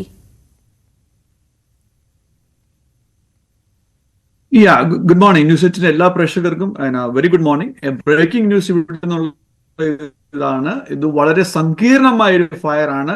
നമ്മൾ അറിയാം, ജനുവരി 7-ാം തീയതിയാണ് ഫയർ അല്ലെങ്കിൽ പാലിസൈഡ് ഫയർ എന്ന് പറഞ്ഞ 2 ഫയർ ഈ കാലിഫോർണിയ എല്ലാ ഏരിയയിൽ തുടങ്ങിയത്. അത് ഏകദേശം 10,000 ഏക്കറുകൾ വനമാണ് നശിപ്പിച്ചത് തീയിൽ. അതോടൊപ്പം 27 പേരുടെ മരണത്തിനിടയാക്കി. ഏകദേശം 15,000-ലധികം സ്ട്രക്ചേഴ്സ് അതിനകത്ത് തീ പിടിക്കുകയുണ്ടായി. സാധാരണഗതിയിൽ കാലിഫോർണിയയിൽ തീ എന്ന് പറയുന്നൊരു പുതുമയായിട്ടുള്ള ഒരു പ്രതിഭാസമല്ല ഇവിടെ. അത് എല്ലാ വർഷവും ഉണ്ടാവാറുള്ളതാണ്. ഞാൻ പെട്ടെന്ന് കണക്ക് നോക്കുകയാണെങ്കിൽ 2023 ഏകദേശം 3,25,000 ഏക്കറാണ് കത്തി നശിച്ചത്. അതുപോലെ തന്നെ 2022 3,33,000 ഏക്കർ കത്തിനശിച്ചു. ഏറ്റവും വലിയ ഫയർ ഈ അടുത്ത കാലത്ത് ഉണ്ടായത് 2020 ആ 2020 ഏകദേശം 7,000-ഓളം ഫയറുകൾ ഉണ്ടായി അവിടെ. അതിനകത്ത് ടോട്ടല് 4 മില്യൺ, അതായത് 43 ലക്ഷത്തോളം ഏക്കറാണ് അന്ന് അവിടെ കത്തി നശിച്ചത്. എന്നാൽ പ്രത്യേകത ഇത് എന്ന് പറഞ്ഞു കഴിഞ്ഞാൽ, സാധാരണ ഇതിൽ ജീവ അപായങ്ങൾ ഉണ്ടാവാറില്ല. കാരണം ഇതൊരു റിമോട്ട് ഏരിയയിലായിരുന്നു ഉണ്ടാവാറുള്ളത്. എന്നാൽ ഇത്തവണത്തെ ഫയർ എന്ന് പറഞ്ഞു കഴിഞ്ഞാൽ ഈ ഈറ്റൻ ഫയറും അതുപോലെ തന്നെ പാലിസേഡ് ഫയറും രണ്ടും LA എന്ന് പറഞ്ഞ LAയുടെ അടുത്താണ്. അപ്പോൾ LA എന്ന് പറഞ്ഞിടത്ത് ഒത്തിരി ജനസാന്ദ്രതയുള്ള ഒരു പ്രദേശമാണ്. അതുമാത്രമല്ല ഹോളിവുഡ് പോലെയുള്ള വളരെ പ്രശസ്തമായ ഏരിയ ആണ് അത്. അപ്പൊ അതോടെ ഇതിന്റെ ഈ ഒരു തീപിടുത്തത്തിന്റെ പ്രത്യേകതയാണ് എന്നാണ് എനിക്ക് പറയാൻ പറ്റുന്നത്. ഏകദേശം മണിക്കൂറുകളായി തീ ഇതിനു മുമ്പ് തുടങ്ങിയ ജനുവരി 7 തുടങ്ങിയ 2 ഫയറും ഏകദേശം 95% കണ്ടെയ്ൻ ചെയ്തിരുന്നു. അതൊരു ആശ്വാസജനകമായിരുന്നു. എന്നാൽ വിത്തിൻ എ വീക്ക് ഇപ്പോൾ ഒരു പുതിയ ഒരു പ്രതിഭാസം അവിടെ ഉണ്ടായി. ഈ ഒരു ഫയർ ഉണ്ടായി. മണിക്കൂറുകൾ കൊണ്ടാണ് ഏകദേശം 15,000 ഏക്കറുകൾ കത്തി നശിച്ചത്. ആളപായം ഉണ്ടായതായിട്ട് ഇപ്പോൾ റിപ്പോർട്ടില്ല. സ്ട്രക്ചർ നശിച്ചതായിട്ടുള്ള റിപ്പോർട്ടില്ല. എന്നാൽ ഇത് ഫയർ കണ്ടെയ്ൻ ചെയ്യാൻ പറ്റിയിട്ടില്ല. കാലാവസ്ഥ പ്രതികൂലമാണ്. ഏകദേശം 40-നും 60-നും മൈൽസിലാണ് ഇപ്പോൾ ഇവിടെ കാറ്റ് വീശുന്നത്. വളരെ ഡ്രൈ ആയിട്ടുള്ളൊരു സമയമാണിത്. അപ്പം കാലാവസ്ഥ ഒട്ടും അനുയോജ്യമല്ല. എന്നാൽ ഫയർ ഫൈറ്റേഴ്സ് എല്ലാ ശ്രമവും നടത്തുന്നുണ്ട്. മിനിറ്റുകൾക്കുള്ളിൽ നിരവധി ഫയർ ഫ്ലൈറ്റുകൾ വെള്ളം ഒഴിച്ച് അതിന് തീ അണയ്ക്കാൻ നോക്കുന്നുണ്ട്. ഫയറിനെ കണ്ടെയ്ൻ ചെയ്യാൻ നോക്കുന്നുണ്ട്. ആ ഒരു ഫയർഫോഴ്സ് ആ ഏരിയയിലുള്ള ആ സ്റ്റേറ്റിലുള്ളത് മൊത്തം ഒന്നുണ്ടെങ്കിൽ രാവും പകലും ഇല്ലാതെ അസാന്ദ്രം ശ്രമിക്കുന്നുണ്ട് ഈ ഒരു തീയെ കണ്ടെയ്ൻ ചെയ്യാനായിട്ട്, ആളപായം ഉണ്ടാവാതെ ആൾ താമസമുള്ള ഏരിയയിലേക്ക് പടർന്ന് പിടിക്കാതിരിക്കാനായിട്ടുള്ള. അതാണ് ഇവിടെ നിന്നുള്ള ലേറ്റസ്റ്റ് റിപ്പോർട്ട് കാലിഫോർണിയ ഫയറിനെ പറ്റിയുള്ളത്. യെസ്, പുതിയ പ്രസിഡന്റ് അധികാരമേറ്റ് കഴിഞ്ഞു. അതിന്റെ മാറ്റങ്ങളൊക്കെ അവിടെ വന്നു തുടങ്ങി. അവിടെ പല ബിൽസ് സൈൻ ചെയ്യുന്നുണ്ട്. ഇപ്പോൾ ഏറ്റവും ഒടുവിൽ US house passes lake and Riley act എന്ന വാർത്ത വരുന്നു. അപ്പോൾ ഇതൊക്കെ പരോക്ഷമായിട്ടെങ്കിലും ഇന്ത്യയിൽ നിന്ന് അടക്കമുള്ള ഇമിഗ്രൻസിനെ ബാധിക്കുന്ന വിഷയങ്ങളാണ്. ഇതിനിടയിലാണ് ഇന്ന് വളരെ പ്രധാനപ്പെട്ട ഒരു പ്രഖ്യാപനം യുക്രൈൻ റഷ്യ വാറുമായി ബന്ധപ്പെട്ടും ഉണ്ടായിട്ടുള്ളത്. ആദ്യം നമുക്ക് ഈ ഇമിഗ്രേഷനിലേക്കും ബർത്ത് റൈറ്റ് സിറ്റിസൺഷിപ്പിലേക്കും ഒക്കെ വന്നാൽ വലിയ വിവാദമാണ്. അത് ജന്മാവകാശ പൗരത്വം സംബന്ധിച്ചാണ്. ഈ വ്യവസ്ഥയ്ക്ക് ഉപാധികൾ ഏർപ്പെടുത്തിയ പ്രസിഡന്റ് ട്രംപിന്റെ തീരുമാനത്തിൽ ഒരു വലിയ പ്രതിഷേധമൊക്കെ ഉണ്ടാവുന്നുണ്ടല്ലോ. ഇപ്പോൾ ഗ്രീൻ കാർഡിനായി കാത്തിരിക്കുന്നവരെയൊക്കെ ഇത് എത്രത്തോളം ബാധിക്കും ഡോക്ടർ സജിമോൻ? തീർച്ചയായും അത് ഇവിടെ നോർത്ത് ഈസ്റ്റ് ഏരിയയിൽ -15 -20 ആണ് ഇവിടെ ടെമ്പറേച്ചർ. എന്നാൽ ഇവിടുത്തെ പൊളിറ്റിക്കൽ അറ്റ്മോസ്ഫിയർ അല്ലെങ്കിൽ പൊളിറ്റിക്കൽ ചൂട് എന്ന് പറയുന്നത് 100-ലധികമാണ്. കാലിഫോർണിയ ചൂട് അല്ലെങ്കിൽ കാലിഫോർണിയയിലുള്ള തീയിൽ പോലെ ഉള്ളതാണെന്ന് നമുക്ക് പറയാൻ പറ്റും. 2 ഇമ്പോർട്ടന്റ് പോയിന്റ് താങ്കൾ ഇത് പറഞ്ഞു പോണെങ്കിൽ തന്നെ ഉള്ളത്. ഒന്ന് ബർത്ത് റൈറ്റ് സിറ്റിസൺഷിപ്പ് ആണ്. അത് അമേരിക്കൻ ഭരണഘടന അനുസരിച്ച് അമേരിക്കയുടെ 14th ഭരണഘടന അനുസരിച്ചിട്ട് ഈ രാജ്യത്ത് എന്ന് പറഞ്ഞാൽ ഭൂമിയിലോ അല്ലെങ്കിൽ എയറിലോ ഏതെങ്കിലും കുഞ്ഞു ഉണ്ടാവുകയാണെങ്കിൽ അവർക്കുള്ള ഒരു ഓട്ടോമാറ്റിക് സിറ്റിസൺഷിപ്പ് റൈറ്റ് ആണ് ഉള്ളത്. അത് ഭരണഘടനയുടെ 14th അനുച്ഛേദത്തിൽ അമെൻഡ്മെന്റിൽ ഉള്ള ഒരു റൈറ്റ് ആയിരുന്നു അത്. അപ്പൊ അതിനെ ക്യാൻസൽ ആക്കിക്കൊണ്ടുള്ള ഒരു എക്സിക്യൂട്ടീവ് ഓർഡർ ആണ് ഇന്നലെ ഇപ്പോഴത്തെ പുതിയ പ്രസിഡന്റ് ട്രംപ് സൈൻ ചെയ്തിരിക്കുന്നത്. ആദ്യം പ്രതീക്ഷ എന്നുള്ളത് ഈ ഒരു ബർത്ത് റൈറ്റ് സിറ്റിസൺഷിപ്പ് ക്യാൻസൽ ആക്കാൻ പോകുന്നത് ഇല്ലീഗൽ ഇമിഗ്രൻസിന്റെ കുട്ടികൾ ആയിരിക്കും എന്നുള്ളതായിരുന്നു ഒരു അഭ്യൂഹം അല്ലെങ്കിൽ ഒരു ചർച്ച ഉണ്ടായിരുന്നത്. എന്നാൽ ഫലത്തിൽ അത് ടെമ്പററി വിസ ഹോൾഡേഴ്സ് ആയിട്ടുള്ള ആൾക്കാർക്കും അത് ആപ്ലിക്കബിൾ ആണ്. അത് വിത്ത് ഇമ്മീഡിയറ്റ് ഇഫക്റ്റ് ആണ്. വിച്ച് മീൻസ് ഇന്നലെ മുതൽ 30 ദിവസം കഴിഞ്ഞാൽ അതിന്റെ ഇഫക്ടിവിറ്റി ആകാൻ തുടങ്ങും അത്. അപ്പൊ ടെമ്പററി വിസ എന്ന് പറഞ്ഞാൽ പ്രത്യേകിച്ച് മലയാളികൾ അല്ലെങ്കിൽ ഇന്ത്യക്കാർ എന്ന് പറഞ്ഞു കഴിഞ്ഞാൽ 3-4 ടെമ്പററി വിസയിലാണ് ഇവിടെ അമേരിക്കയിൽ വരാറുള്ളത്. ഒന്ന് F1 വിസ, സ്റ്റുഡന്റ് വിസ, അല്ലെങ്കിൽ ബിസിനസ് വിസ, അല്ലെങ്കിൽ വിസിറ്റിംഗ് വിസ B1 B2 എന്ന് പറയും, അല്ലെങ്കിൽ L1 ഇൻട്രാ കമ്പനി ട്രാൻസ്ഫർ, അല്ലെങ്കിൽ വളരെ ഫേമസ് ആയിട്ടുള്ള വളരെ കോമൺ ആയിട്ടുള്ള ഒരു വിസയാണ് H1B visa. IT എക്സ്പേർട്ടുകൾ, IT engineers വരുന്ന ഒരു വിസയാണ്. അപ്പൊ ഈ പറഞ്ഞ H1, L1, F1, B1 B2 തുടങ്ങിയ ടെമ്പററി വിസകളിലുള്ള എല്ലാവർക്കും ബാധിക്കുന്ന ഒരു ഉത്തരവാണ്, എക്സിക്യൂട്ടീവ് ഓർഡർ ആണ് ഈ ഒരു ബർത്ത് റൈറ്റ് ഓട്ടോമാറ്റിക് സിറ്റിസൺഷിപ്പ് റദ്ദാക്കുക എന്നുള്ള ഒരു നിയമം കൊണ്ട് ഉണ്ടാവുന്ന എക്സിക്യൂട്ടീവ് ഓർഡർ കൊണ്ട് ഉണ്ടാവുന്നത്.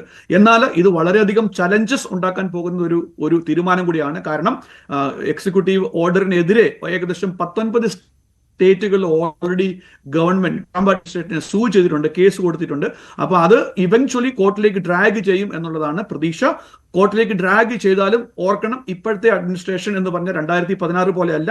ഈ സമയത്ത് ട്രംപ് അഡ്മിനിസ്ട്രേഷന് അദ്ദേഹത്തിന് വൈറ്റ് ഹൗസ് മാത്രമല്ല, വൈറ്റ് ഹൗസും കോൺഗ്രസും സെനറ്റും US സുപ്രീം കോടതിയിലും മജോറിറ്റി ഉണ്ട് എന്നുള്ള കാര്യം നമ്മൾ ഓർക്കണം. അപ്പൊ അതുകൊണ്ട് ഇത് എവിടെയാകും എന്നുള്ള കാര്യത്തിൽ ഒരു സംശയം ഇപ്പോഴും ഉണ്ട്. എന്നാൽ ആശങ്കാജനകമാണ് എന്ന് ചോദിച്ചു കഴിഞ്ഞാൽ ആ ഒരു രീതിയിൽ നോക്കുകയാണെങ്കിൽ നമ്മുടെ ഇന്ത്യയിൽ നിന്ന് അല്ലെങ്കിൽ കേരളത്തിൽ നിന്ന് വരുന്ന ടെമ്പററി വിസ ഹോൾഡേഴ്സിനെ ഇത് ഡയറക്ട്ലി ഇമ്പാക്ട് ചെയ്യുന്ന ഒരു തീരുമാനമാണ് എന്ന് നമുക്ക് പറയാൻ സാധിക്കും. കാരണം എപ്പോഴും പല ഫാമിലിയും ഈ ടെമ്പററി വിസയിൽ വരുന്നത് അതിന്റെ വിസയുടെ മീനിങ് അല്ലെ പർപ്പസ് ടെമ്പററി ആണ് എങ്കിൽ പോലും അവരുടെയൊക്കെ ഒരു ഉദ്ദേശം എന്ന് പറഞ്ഞാൽ ലോങ്ങില് ഇവിടെ തന്നെ സെറ്റിൽ ആകുക, അല്ലെ ഫാമിലി സെറ്റിൽ ആകുക എന്നുള്ള ഉദ്ദേശത്തോടു കൂടിയാണ്. അപ്പൊ ആ ഒരു കാര്യത്തിന് വലിയൊരു പ്രത്യേകമായിരിക്കും ഈ ഒരു തീരുമാനം കൂടെ ഉണ്ടാവുന്നത്. അതോടൊപ്പം എനിക്ക് ഇതും കൂടെ പറയാൻ ആഗ്രഹിക്കുന്നത്, ഇതേ സെയിം പോളിസി UK യിലേക്ക് ഉണ്ടായിരുന്നു.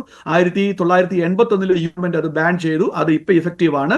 എന്നാൽ അമേരിക്കയുടെ നെയ്ബറിംഗ് കൺട്രിയായ കാനഡയിലും സൗത്ത് അമേരിക്കൻ കൺട്രികളിലും ബ്രസീലിലും ഒക്കെ ഇപ്പോഴും അത് ബർത്ത് റൈറ്റ് സിറ്റിസൺഷിപ്പ് ഇപ്പോഴും ഉണ്ട് എന്നുള്ളത് പ്രത്യേകിച്ച് നോട്ട് ചെയ്യേണ്ട കാര്യമാണ്. അതോടൊപ്പം അടുത്ത പോയിന്റ്, യുക്രൈന്റെ കാര്യത്തിൽ ട്രംപിന്റെ ഈ ഭരണം ഏൽക്കുന്ന സമയത്തും അദ്ദേഹത്തിന്റെ പ്രസംഗത്തിന്റെ സമയത്തും ഒക്കെ വളരെയധികം ചർച്ചയായിരുന്നു. അദ്ദേഹം മറ്റേ എല്ലാ കാര്യങ്ങളും അദ്ദേഹത്തിന്റെ പ്രസംഗത്തിൽ പ്രതിപാദിച്ചിരുന്നു. എന്നാൽ അറിഞ്ഞോ അറിയാതെയോ യുക്രൈൻ റഷ്യ കാര്യം പ്രതിപാദിച്ചില്ലായിരുന്നു. അതുകൊണ്ട് തന്നെ ആ ഒരു സസ്പെൻസ് എന്തിലേക്കാണ് നീങ്ങുന്നത് എന്നുള്ള ക്യൂരിയോസിറ്റി അമേരിക്കയിൽ ഉടനീളം ഉണ്ടായിരുന്നു, ലോകമാകമാനം ഉണ്ടായിരുന്നു.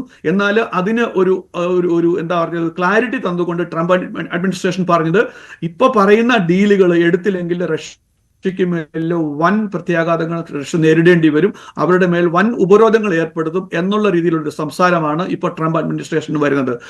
ട്രംപ് അഡ്മിനിസ്ട്രേഷൻ റിയലി ആഗ്രഹിക്കുന്നത് യുക്രൈനും റഷ്യയും ചില കാര്യങ്ങളിൽ കോംപ്രമൈസ് ചെയ്തുകൊണ്ട്, വിച്ച് മീൻസ് റഷ്യക്ക് ചില കാര്യങ്ങളിൽ കോംപ്രമൈസ് ചെയ്യേണ്ടി വരും, യുക്രൈന് ചില കാര്യങ്ങളിൽ കോംപ്രമൈസ് ചെയ്യേണ്ടി വരും. എന്താണെന്നുള്ള സ്പെസിഫിക്കേഷൻസ് ഇപ്പോഴും അറിവില്ല. എന്നാൽ ഈ ഒരു രണ്ട് കോംപ്രമൈസും ചെയ്തില്ല എങ്കിൽ രണ്ട് രാജ്യങ്ങളും ഇത് വളരെയധികം ഉപരോധങ്ങൾ നേരിടേണ്ടി വരും, പ്രത്യേകിച്ച് റഷ്യ ഉപരോധങ്ങൾ നേരിടേണ്ടി വരും എന്നുള്ള ഒരു മെസ്സേജാണ് ട്രംപ് അഡ്മിനിസ്ട്രേഷന് ഇപ്പം തരുന്നത്. അപ്പൊ ഏതായാലും പൊളിറ്റിക്കൽ ചൂട്, ചൂടും തീയും മാത്രമല്ല, അതോടൊപ്പം തന്നെ പൊളിറ്റിക്കൽ ചൂടും അമേരിക്കയിൽ ഉടനീളം വളരെയധികം ചൂട് ആണ്. ആക്ച്വലി ഇവിടെ ടെമ്പറേച്ചർ ഞങ്ങൾ നോർത്ത് ഈസ്റ്റിലാണ്, -20 -15 ഒക്കെയാണ് ഇവിടെ. എന്നാൽ പൊളിറ്റിക്കൽ ചൂടും കാലിഫോർണിയ ഫയറും അതിൽ അതീവമായിട്ട് നിൽക്കുകയാണ് ഈ സമയത്ത് ഇവിടെ. Thank you doctor Sajimon. എന്തായാലും അത് വളരെ പെട്ടെന്ന് അവസാനിക്കുന്നതും അല്ല. നമുക്കറിയാം ട്രംപാണ് പ്രസിഡന്റായി ചുമതലയേറ്റിട്ടുള്ളത്. ഇനി വരും ദിവസങ്ങളിലും അത്തരത്തിൽ ചൂടുള്ള ഓർഡറുകളും ചൂടുള്ള പ്രസ്താവനകളും ഒക്കെ ട്രംപിന്റെ ഭാഗത്തു നിന്ന് വരും എന്ന കാര്യത്തിൽ യാതൊരു സംശയവുമില്ല. ഇന്ന് തന്നെ അദ്ദേഹം പറയുന്നത് താൻ പ്രസിഡന്റ് ആയിരുന്നെങ്കിൽ ഒരിക്കലും ആരംഭിക്കില്ലായിരുന്ന യുദ്ധമാണ് റഷ്യ യുക്രൈൻ യുദ്ധം എന്നതാണ്. ആ നിലയ്ക്ക് അദ്ദേഹം ഏതാണ്ട് 2023 മെയ്യിൽ പറഞ്ഞിരുന്നു, റഷ്യ യുക്രൈൻ ജനത മരിക്കുകയാണ്, അവർ മരിക്കുന്നത് നിർത്തണമെന്ന് ഞാൻ ആഗ്രഹിക്കുന്നു, 24 മണിക്കൂറിനുള്ളിൽ ഞാനത് ചെയ്യും, അധികാരമേറ്റ് 24 മണിക്കൂറിനുള്ളിൽ ഞാനത് ചെയ്യും എന്നതായിരുന്നു അന്നത്തെ ട്രംപിന്റെ പ്രഖ്യാപനം. എന്തായാലും അധികാരമേറ്റ് 24 മണിക്കൂറിനുള്ളിൽ തന്നെ ട്രംപ് അത്തരമൊരു പ്രഖ്യാപനം ഇപ്പോൾ നടത്തിയിരിക്കുകയാണ്. ഡോക്ടർ സജിമോൻ ആന്റണിയാണ് വിശദമായി അമേരിക്കയിലെ ഇപ്പോഴത്തെ സ്ഥിതിഗതികൾ നമ്മളോട് സംസാരിച്ചത്. ഇനി നമ്മൾ പോകുന്നത് ഈ ദിവസം സംഭവിക്കാനുള്ള പ്രധാനപ്പെട്ട കാര്യങ്ങളിലേക്കാണ്. ഇന്ന് ഇത് സംഭവിക്കും.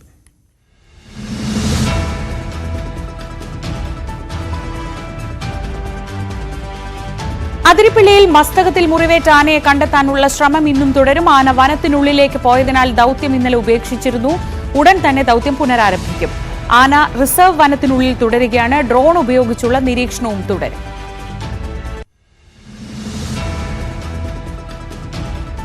കഞ്ചിക്കോട് ബ്രൂവറി വിവാദം, PPE കിറ്റ് അഴിമതി തുടങ്ങിയ പ്രതിപക്ഷ ആരോപണങ്ങൾക്ക് മുഖ്യമന്ത്രി ഇന്ന് നിയമസഭയിൽ മറുപടി പറയും. സഭയിൽ പ്രതിഷേധം തുടരാനാണ് പ്രതിപക്ഷത്തിന്റെ തീരുമാനം. നയപ്രഖ്യാപന പ്രസംഗത്തിന്മേലുള്ള നന്ദി പ്രമേയ ചർച്ചയിലെ മറുപടിക്കിടെയായിരിക്കും മുഖ്യമന്ത്രി വിവാദങ്ങൾക്ക് ഉത്തരം നൽകുക.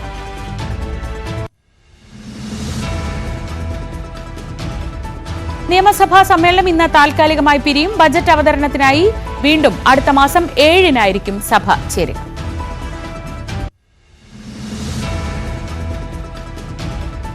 നടിയെ ആക്രമിച്ച കേസിന്റെ വിചാരണ നടപടികൾ അവസാന ഘട്ടത്തിൽ. പ്രതിഭാഗത്തിന്റെ വാദം ഇന്ന് തുടങ്ങും.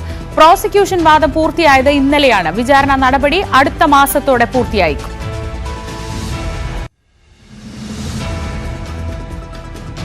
മുനമ്പം ഭൂമി തർക്കത്തിൽ ജുഡീഷ്യൽ കമ്മീഷന്റെ ഹിയറിംഗ് ഇന്ന് അവസാനിക്കും.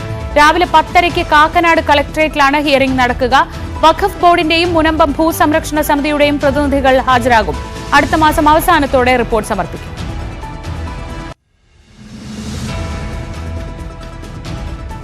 വയനാട് DCC ട്രഷറർ NM വിജയന്റെ ആത്മഹത്യാ കേസിൽ IC ബാലകൃഷ്ണൻ MLA ചോദ്യം ചെയ്യലിന് ഇന്ന് ഹാജരാകും. ചോദ്യം ചെയ്യുക ബത്തേരി ഡിവൈഎസ്പിയുടെ നേതൃത്വത്തിൽ 3 ദിവസം ചോദ്യം ചെയ്യൽ തുടരും. കേസിൽ ഇതുവരെ DCC പ്രസിഡന്റ് ND അപ്പച്ചന്റെയും കോൺഗ്രസ് നേതാവ് KK ഗോപിനാഥിന്റെയും അറസ്റ്റ് രേഖപ്പെടുത്തി. CPM പാലക്കാട് ജില്ലാ സമ്മേളനം ഇന്ന് അവസാനിക്കും. വൈകിട്ട് 5 മണിക്ക് നടക്കുന്ന പൊതുസമ്മേളനം മുഖ്യമന്ത്രി പിണറായി വിജയൻ ഉദ്ഘാടനം ചെയ്യും. പുതിയ ജില്ലാ കമ്മിറ്റിയെയും ജില്ലാ സെക്രട്ടറിയും ഇന്ന് തെരഞ്ഞെടുക്കും.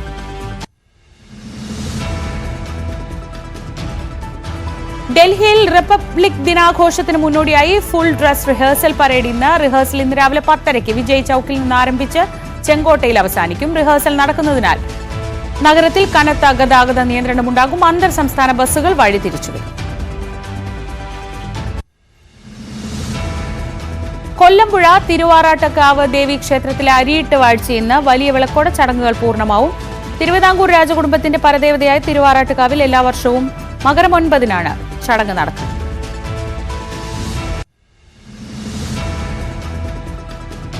സംസ്ഥാനത്ത് മഴ മുന്നറിയിപ്പ്. തിരുവനന്തപുരം, കൊല്ലം, പത്തനംതിട്ട, കോട്ടയം ജില്ലകളിൽ മഴയ്ക്ക് സാധ്യത. മിതമായ മഴയ്ക്കാണ് സാധ്യതയെന്ന് കാലാവസ്ഥാ നിരീക്ഷണ കേന്ദ്രം അറിയിക്കുന്നു.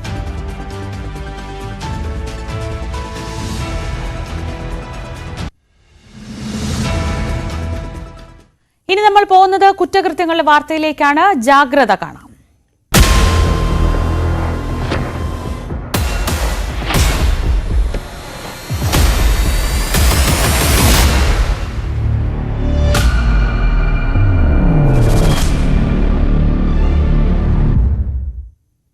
ചേന്നമംഗലത്ത് ഒരു കുടുംബത്തിലെ 3 പേരെ വെട്ടിക്കൊലപ്പെടുത്തിയ കേസിലെ പ്രതി ഋതുവിനെ കൊലപാതകം നടന്ന വീട്ടിലെത്തിച്ച് തെളിവെടുത്തു. ജനങ്ങളുടെ പ്രതിഷേധമുണ്ടാകുമെന്ന വിവരത്തിന്റെ അടിസ്ഥാനത്തിൽ കഴിഞ്ഞ ദിവസങ്ങളിൽ നടന്ന തെളിവെടുപ്പ് മാറ്റിവെക്കുകയായിരുന്നു. ആജ്ഞ രവീന്ദ്രൻ വിവരങ്ങളുമായി. ആജ്ഞ, വലിയ പ്രതിഷേധമുണ്ടാവുമെന്ന പേടി പോലീസിനുണ്ടായിരുന്നു, അതുകൊണ്ട് തന്നെ ഇത് മാറ്റി വെക്കുകയായിരുന്നു. ഇപ്പോഴെന്താണ് അവിടുത്തെ അവസ്ഥ? അതീവ രഹസ്യമായിട്ട് തന്നെയാണ് പോലീസ് ഇപ്പോൾ ഋതുവിനെ തെളിവെടുപ്പിന് കൊണ്ടുവന്നത്. ഇപ്പോൾ തെളിവെടുപ്പ് നടക്കുകയാണ്. അതേസമയം അതായത് നേരത്തെ ഇന്നലെ രാത്രി മുതൽ നമ്മൾ ഇതുമായി ബന്ധപ്പെട്ട് നിരന്തരം പോലീസ് സ്റ്റേഷനിൽ കമ്മ്യൂണിക്കേറ്റ് ചെയ്യുകയൊക്കെ ചെയ്യുന്നുണ്ടെങ്കിലും ഏത് സമയമെന്ന് കൃത്യമായി പറയുകയോ അതല്ലെങ്കിൽ അവിടുത്തെ ജനപ്രതിനിധികൾ പോലും അറിയുകയോ ചെയ്യാത്ത സാഹചര്യമുണ്ട് ഇപ്പോഴും. അത് ശ്രീജി സൂചിപ്പിച്ചതുപോലെ നേരത്തെ കോടതിയിൽ ഋതുവിനെ ഹാജരാക്കുന്ന സമയത്തുണ്ടായ ജനരോഷം, അത്തരം സാഹചര്യങ്ങളൊക്കെ ഇനി ആവർത്തിക്കാതിരിക്കുക, അതല്ലെങ്കിൽ തെളിവെടുപ്പ് സമയത്ത് ഒരുപക്ഷെ ഋതുവിനെ കയ്യേറ്റം ശ്രമിക്കാകാമെന്നുള്ള ഒരു മുൻവിധിയോടുകൂടി അല്ലെങ്കിൽ അങ്ങനത്തെ ഒരു മുൻകരുതലിൽ കൊണ്ടായിരിക്കാം ഒരുപക്ഷെ തെളിവെടുപ്പ് ഇത്ര വളരെ വേഗം, അതായത് വലിയ അറിയിപ്പുകളൊന്നുമില്ലാതെ നടത്തുന്ന ഒരു സാഹചര്യത്തിലേക്ക് എത്തിയതെന്നാണ് മനസ്സിലാക്കാൻ കഴിഞ്ഞത്. ഇതുമായി തെളിവെടുപ്പ് നടത്തുകയാണ് ഇപ്പോൾ. അത് മാത്രമല്ല, ഈ ചികിത്സയിലുള്ള ജിതിൻ ബോസ് മരിക്കാത്തതിൽ അങ്ങേയറ്റം നിരാശയുണ്ടെന്നായിരുന്നു ഋതു മൊഴി നൽകിയത്. ഈ ആക്രമണം നടത്തിയത് മുഴുവൻ ജിതിൻ ബോസിനെ ലക്ഷ്യമിട്ട് തന്നെ ആയിരുന്നു. അത് നടന്നില്ല. ജിതിൻ സഹോദരിയെ കളിയാക്കിയത് കൊണ്ടാണ് ഇത്തരത്തിൽ കുടുംബത്തെ മുഴുവൻ ഇല്ലാതാക്കുന്ന ലക്ഷ്യത്തോടു കൂടിയാണ് ഇങ്ങനെ ഒരു ആക്രമണത്തിലേക്ക് മുതിർന്നത് എന്നാണ് ഋതു പറഞ്ഞത്. ഓരോരുത്തരെയും തലക്കടിച്ച് വീഴ്ത്തുമ്പോഴും ഓരോരുത്തരുടെയും മരണം ഉറപ്പിക്കാൻ വീണ്ടും തലക്കടിച്ച് മരണം ഉറപ്പിച്ചെന്നും ഋതു പോലീസിന് മൊഴി നൽകിയിട്ടുണ്ട്. ജിതിനെ തലക്കടിക്കുന്നതിന് പുറമെ കത്തികൊണ്ട് കുത്തുകയും ചെയ്തു. അത് മരണം ഉറപ്പാക്കാനാണ് എന്നും ഋതു പോലീസിന് മൊഴി നൽകിയിട്ടുണ്ട്. എന്തായാലും ഋതുവുമായി തെളിവെടുപ്പ് നടത്തുകയാണ് പോലീസ്. കൂട്ടക്കൊല നടന്ന വീട്ടിലെത്തിച്ച് തെളിവെടുപ്പ് നടത്തിക്കൊണ്ടിരിക്കുകയാണ്. ശരി, ആജ്ഞ രവീന്ദ്രനാണ് വിവരങ്ങൾ നൽകിയത്. ചേന്ദമംഗലം കൂട്ടക്കൊലപാതകത്തിൽ പ്രതി ഋതു ജയനെ ഇപ്പോൾ കൃത്യം നടന്ന 3 പേരെ ക്രൂരമായി വെട്ടിക്കൊലപ്പെടുത്തിയ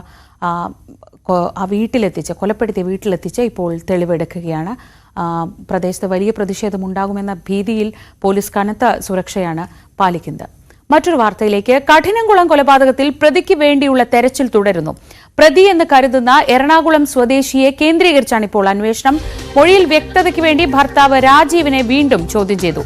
അക്രമി എന്ന് കരുതുന്നയാൾ തട്ടിയെടുത്ത് സഞ്ചരിച്ച യുവതിയുടെ തന്നെ സ്കൂട്ടറാണ് ചിറയിൻകീഴ് റെയിൽവേ സ്റ്റേഷന് സമീപത്ത് നിന്ന് കണ്ടെത്തിയതെന്ന് സ്ഥിരീകരിച്ചു. പാടിക്കവിളാകം ക്ഷേത്രത്തിലെ പൂജാരിയായ രാജീവിന്റെ ഭാര്യ ആതിരയെ വീടിനുള്ളിൽ കഴുത്തറുത്ത് കൊലപ്പെടുത്തിയ നിലയിലാണ് കണ്ടെത്തിയത്. ആതിര ഇൻസ്റ്റഗ്രാമിലൂടെ പരിചയപ്പെട്ട ആൾ സംഭവത്തിന് 2 ദിവസം മുൻപ് ഈ പ്രദേശത്ത് വാടകയ്ക്ക് താമസിച്ചിരുന്നതായി കണ്ടെത്തിയിരുന്നു.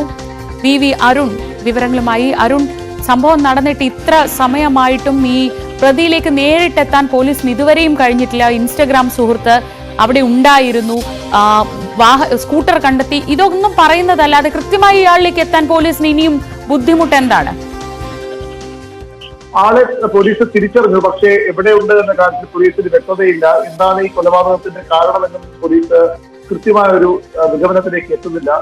ഈ പ്രതി ട്രെയിനിൽ കയറി രക്ഷപ്പെട്ടു എന്നൊരു സംശയം പോലീസിനുണ്ട്. കാരണം ആതിരയുടെ കാണാതായ സ്കൂട്ടർ ഇന്നലെ സുരേന്ദ്രയുടെ റെയിൽവേ സ്റ്റേഷൻ സമീപത്തു നിന്ന് കണ്ടെത്തിയിരുന്നു. അതുകൊണ്ട് തന്നെ ഈ കൊലപാതക ശേഷം പ്രതി ട്രെയിനിൽ രക്ഷപ്പെട്ടിരിക്കാം എന്നാണ് പോലീസ് കരുതുന്നത്. രാവിലെ 9 മണിക്ക് തിരുവനന്തപുരത്തേക്കുള്ള വഞ്ചിനാട് എക്സ്പ്രസോ അല്ലെങ്കിൽ കൊല്ലത്തേക്കുള്ള പാസഞ്ചറോ ഇതിലേതെങ്കിലും ഒരു ട്രെയിനിനെ രക്ഷപ്പെട്ടിരിക്കാമെന്നൊരു നിഗമനത്തിലാണ് പോലീസ് ഉള്ളത്. പ്രതി ഈ കഠിനകുളം ഭാഗത്ത് പെരുമാതുറ ഒരു കെട്ടിടത്തിൽ ഡിസംബർ ജനുവരി മാസങ്ങളിൽ പലതവണ വന്ന് താമസിച്ച ഒരു പോലീസിനെ ലഭിച്ചിട്ടുണ്ട്. പെരുമാതുറ ഹാർബർ ജോലിക്ക് വന്നു എന്ന ഒരു വിവരവും വീട്ടുടമസ്ഥനോട് ഇയാൾ പറഞ്ഞിരുന്നു. ഏതായാലും പ്രതിയെ വൈകാതെ പിടികൂടാനാകുമെന്ന് പറയുമ്പോൾ കൃത്യമായി ഇയാൾ ആണ് പ്രതിയെന്ന് ഉറപ്പിക്കാൻ പോലും പോലീസ് അവരെ കഴിഞ്ഞിട്ടില്ല. സംശയമാണ് ഇപ്പോഴും ഒരു ഫോട്ടോ കഴിഞ്ഞ ദിവസം പോലീസ് പുറത്തുവിട്ടിട്ടുണ്ട്. പക്ഷേ അത് അയാൾ തന്നെ ആകണം ഈ ആതിരയുമായി ഇൻസ്റ്റാഗ്രാം വഴി ചാറ്റ് ചെയ്തിരുന്ന ആതിരയുടെ സുഹൃത്ത് അയാൾ തന്നെ കൊലപ്പെടുത്തിയിരുന്ന ഒരു നിഗമനത്തിൽ മാത്രമാണ് പോലീസ് ഇതുവരെയും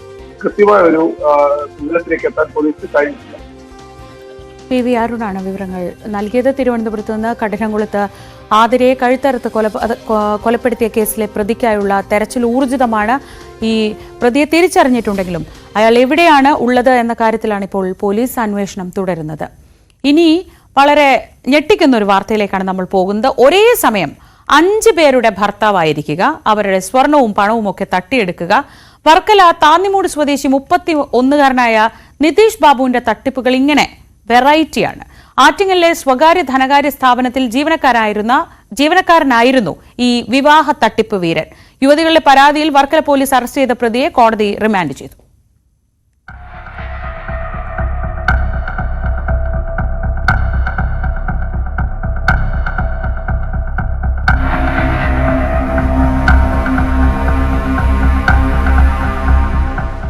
വർക്കല താന്നിമൂട് ഗുരുമന്ദിരത്തിന് സമീപം ലക്ഷം വീട്ടിൽ 31കാരനായ നിതീഷ് ബാബു എന്ന വിവാഹ തട്ടിപ്പ് വീരനെയാണ് വർക്കല പോലീസ് അറസ്റ്റ് ചെയ്തത്. ചെറുന്നിയൂർ സ്വദേശിനിയായ യുവതിയാണ് ഇയാൾ ആദ്യ വിവാഹം കഴിച്ചതെന്ന് പോലീസ് പറഞ്ഞു. 2014 ക്ഷേത്രത്തിൽ വെച്ച് താലി കെട്ടി ഒപ്പം കൂടുകയായിരുന്നു. കുറച്ചു നാളുകൾക്ക് ശേഷം വർക്കല ശ്രീനിവാസപുരം സ്വദേശിനിയെ വിവാഹം കഴിച്ചു. പിന്നീട് വർക്കല സ്വദേശിയായ യുവതിയെയും നഗരൂർ സ്വദേശിയായ മറ്റൊരു യുവതിയെയും ക്ഷേത്രത്തിൽ വെച്ച് താലി കെട്ടി. ഇങ്ങനെ ഒരേ സമയം 4 യുവതികളുടെ ഭർത്താവായി നടക്കവെയാണ് 5ാമതൊരു യുവതിയുമായി ബന്ധം തുടങ്ങിയത്. ഇക്കാര്യം നഗരൂർ സ്വദേശിയായ 4ാം ഭാര്യ അറിഞ്ഞതോടെയാണ് പ്രശ്നങ്ങൾക്ക് തുടക്കമായതും നിതീഷിന്റെ വിവാഹ തട്ടിപ്പുകൾ പുറം ലോകം അറിഞ്ഞതും.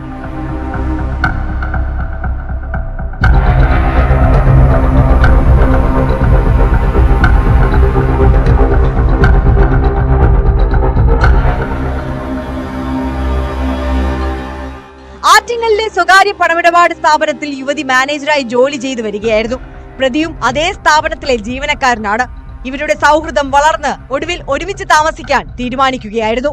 പതിവ് പോലെ ഒരു ക്ഷേത്രത്തിൽ വെച്ച് യുവതിയുടെ കഴുത്തിൽ താലി കെട്ടി. തുടർന്ന് യുവതിയെ കൊണ്ട് പല സ്വകാര്യ ബാങ്കുകളിൽ നിന്ന് വൻ തുകകൾ വായ്പ എടുപ്പിക്കുകയും യുവതിയുടെ സ്വർണ്ണാഭരണങ്ങൾ തന്ത്രപൂർവ്വം കൈക്കലാക്കുകയും ചെയ്തു. ഈ മാസം 13-ന് യുവതി ജോലി കഴിഞ്ഞു മടങ്ങിവരവെ റോഡിൽ വെച്ച് പ്രതി ദേഹോപദ്രവം ഏൽപ്പിച്ചു. തുടർന്ന് ബലമായി പിടിച്ചുവലിച്ച് പ്രതിയുടെ വീട്ടിലേക്ക് കൊണ്ടുപോയി ബലാത്സംഗം ചെയ്തതായും യുവതി പോലീസിന് നൽകിയ പരാതിയിൽ പറയുന്നു. ഇവരുടെ പരാതിയിൽ വർക്കല പോലീസ് നടത്തിയ അന്വേഷണത്തിലാണ് നിതീഷ് ബാബുവിന്റെ വിവാഹ തട്ടിപ്പിൽ നിരവധി യുവതികൾ ഇരകളായിട്ടുണ്ടെന്ന് മനസ്സിലായത്. ഒരു വിവാഹവും നിയമപരമായി രജിസ്റ്റർ ചെയ്തിട്ടില്ലെന്നും പോലീസ് പറഞ്ഞു. തട്ടിപ്പ് വ്യക്തമായതോടെ പോലീസ് വീട് വളഞ്ഞ് പ്രതിയെ കസ്റ്റഡിയിലെടുക്കുകയായിരുന്നു.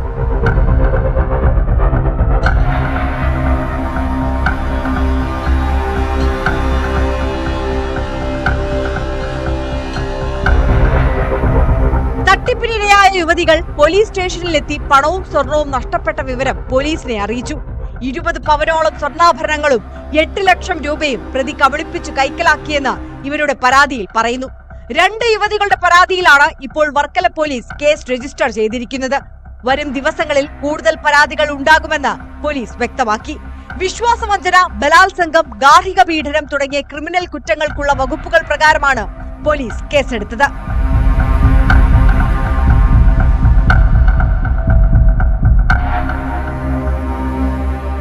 സമീപ പ്രദേശങ്ങളിൽ നിന്ന് വിവാഹം കഴിച്ച് ആരെയും അറിയിക്കാതെ ഇയാൾ ഇത്രയും നാൾ കഴിഞ്ഞത് പോലീസിനെ അമ്പരപ്പിച്ചിട്ടുണ്ട്. വിവാഹം കഴിച്ചവർക്ക് പുറമെ മറ്റ് പല സ്ത്രീകളുമായി ബന്ധം പുലർത്തിയിരുന്നതായും പോലീസ് സംശയിക്കുന്നു.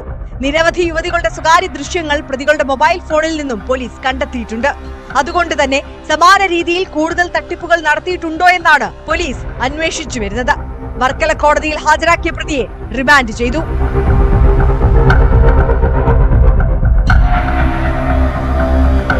ന്യൂസ് 18 ആറ്റിങ്ങൽ. കാസർഗോഡ് മൊഗ്രാലിൽ മുൻ ഭാര്യയുമായി സൗഹൃദമുണ്ടെന്നാരോപിച്ച് ഓട്ടോ ഡ്രൈവറെ കുത്തിക്കൊലപ്പെടുത്താൻ ശ്രമം. സംഭവത്തിൽ കൊലക്കേസ് പ്രതിയും കൂട്ടാളിയും അറസ്റ്റിലായി. ചൌക്കി കല്ലങ്കയിലെ ഹബീബ് എന്ന അഭിലാഷ്, ദേർലക്കട്ടയിലെ അഹമ്മദ് കബീർ എന്നിവരെയാണ് കുമ്പള പോലീസ് അറസ്റ്റ് ചെയ്തത്.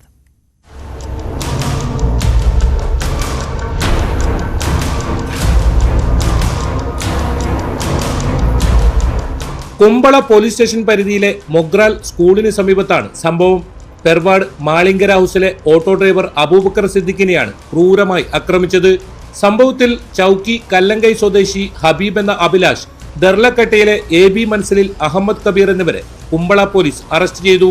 അഭിലാഷിന്റെ മുൻ ഭാര്യയുമായി ഓട്ടോ ഡ്രൈവറായ അബൂബക്കർ സിദ്ദിഖിന് സൗഹൃദമുണ്ടെന്ന് ആരോപിച്ചായിരുന്നു ആക്രമണമെന്ന് പോലീസ് പറയുന്നു.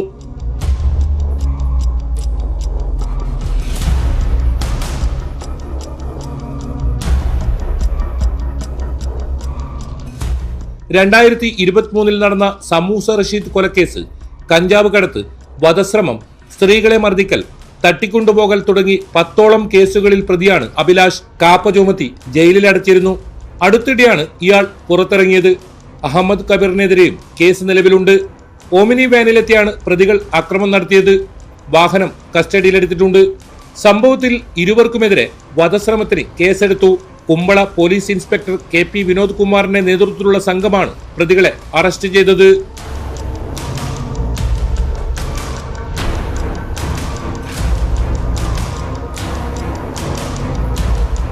ന്യൂസ് 18 കാസർഗോഡ്. ഇനിയൊരു തട്ടിപ്പിലേക്കാണ്. ജോലി വാഗ്ദാനം നൽകി ലക്ഷങ്ങളുടെ തട്ടിപ്പ് നടത്തിയ അച്ഛനും മകനും തിരുവനന്തപുരം കാട്ടാക്കടയിൽ പോലീസിന്റെ പിടിയിലായി. തൂങ്ങാപ്പാറ സ്വദേശി നാസറിനെയും മകൻ മുഹമ്മദ് ജാസിമിനെയുമാണ് കാട്ടാക്കട പോലീസ് അറസ്റ്റ് ചെയ്തത്. തിരുവനന്തപുരം മെഡിക്കൽ കോളേജിൽ ജോലി വാങ്ങി നൽകാമെന്ന് വാഗ്ദാനം ചെയ്തായിരുന്നു തട്ടിപ്പ്.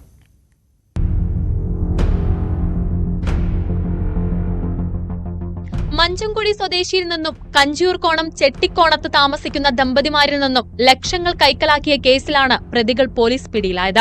അറസ്റ്റിലായ നാസർ സാമ്പത്തികമായി പിന്നാക്കം നിൽക്കുന്ന ആളുകളെ സമീപിച്ച് തിരുവനന്തപുരം മെഡിക്കൽ കോളേജിൽ ജോലിക്ക് ആളെ ആവശ്യമുണ്ടെന്നും ജോലി ശരിയാക്കി തരാമെന്നും ഉറപ്പ് നൽകും. തുടർന്ന് മകൻ ജാസിമിനെ മെഡിക്കൽ കോളേജിലെ ഉയർന്ന ഉദ്യോഗസ്ഥനാണെന്ന് പറഞ്ഞ് പരിചയപ്പെടുത്തി പണം വാങ്ങി പറ്റിക്കുകയായിരുന്നു പതിവ്. കഞ്ചൂർകോണം സ്വദേശി രതീഷ് കുമാർ, ഭാര്യ ദിവ്യമോൾ എന്നിവർക്ക് അറ്റൻഡറായി ജോലി വാങ്ങിക്കൊടുക്കാമെന്ന് പറഞ്ഞ് 4 ലക്ഷം രൂപ തട്ടിയെടുത്തു. വീരണക്കാവ് മഞ്ചംകുഴി സ്വദേശി ബാബുരാജിന് പ്യൂണായി ജോലി വാങ്ങിക്കൊടുക്കാമെന്ന് പറഞ്ഞാണ് 4 ലക്ഷത്തിലധികം രൂപ വാങ്ങിയതെന്ന് പോലീസ് പറഞ്ഞു.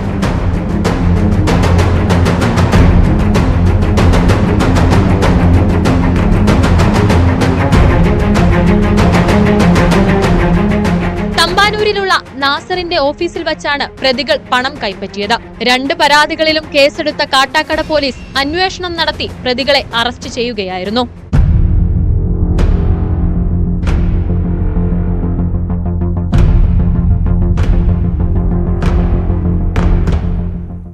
ന്യൂസ് 18 നെയ്യാറ്റിൻകര.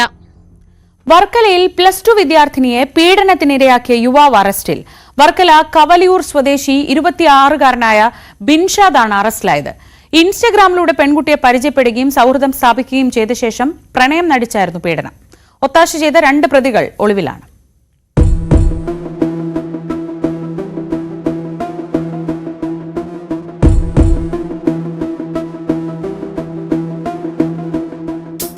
ഇൻസ്റ്റഗ്രാമിലൂടെ പെൺകുട്ടിയെ പരിചയപ്പെടുകയും സൗഹൃദം സ്ഥാപിക്കുകയും ചെയ്ത പ്രതി ബിൻഷാദ് പ്രണയം നടിച്ച് പെൺകുട്ടിയെ പീഡനത്തിന് ഇരയാക്കുകയായിരുന്നെന്ന് പോലീസ് പറഞ്ഞു.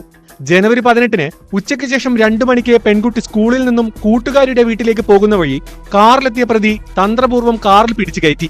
പ്രതിയുടെ 2 സുഹൃത്തുക്കൾ കാറിന്റെ മുൻസീറ്റിലും പ്രതി പിൻസീറ്റിലുമായിരുന്നു. തുടർന്ന് കാർ വർക്കല അന്ധവിദ്യാലയത്തിന് സമീപം ആളൊഴിഞ്ഞ പ്രദേശത്ത് നിർത്തിയിട്ടു.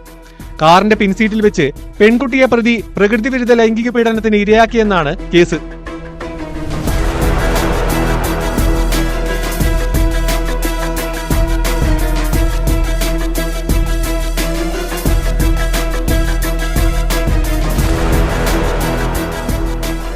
വർക്കല പോലീസാണ് ബിൻഷാദിനെ അറസ്റ്റ് ചെയ്തത്.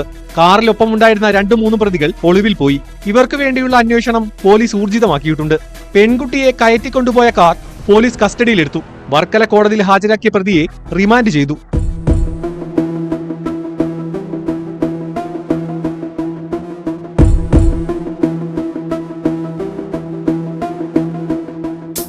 ന്യൂസ് 18 ആറ്റിങ്ങൽ. മറ്റു വാർത്തകളിലേക്ക് മടങ്ങിയെത്താം ഇടവേളയ്ക്ക് ശേഷം.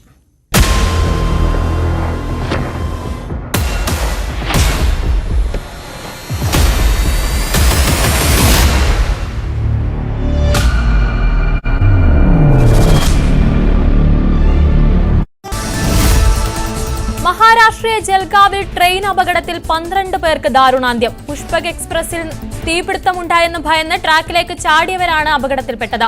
കോച്ചിൽ നിന്ന് പുറത്തേക്ക് ചാടവെ കർണാടക എക്സ്പ്രസ് ട്രെയിൻ ഇടിക്കുകയായിരുന്നു. വൈകിട്ട് 4 മണിയോടെയായിരുന്നു അപകടം.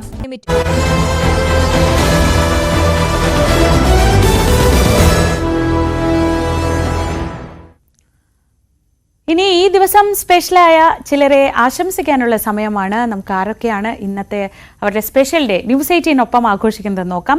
മലപ്പുറം സ്വദേശികളായ സതീഷിന്റെയും രേഷ്മയുടെയും മക്കൾ വിനായക്, 10 വയസ്സുള്ള വിനായകിനും 2 വയസ്സുള്ള വിയാൻ, രണ്ടുപേരുടെയും പിറന്നാൾ ആണ്. അപ്പോൾ വീട്ടിൽ ഇന്ന് ഇരട്ടി സന്തോഷമാണ്. വിനായകിനും വിയാനും വെരി വെരി ഹാപ്പി ബർത്ത്ഡേ. അപ്പോൾ രണ്ടുപേരുടെയും പിറന്നാൾ വീട്ടിൽ നല്ല ഗംഭീരമായി ആഘോഷിക്കും.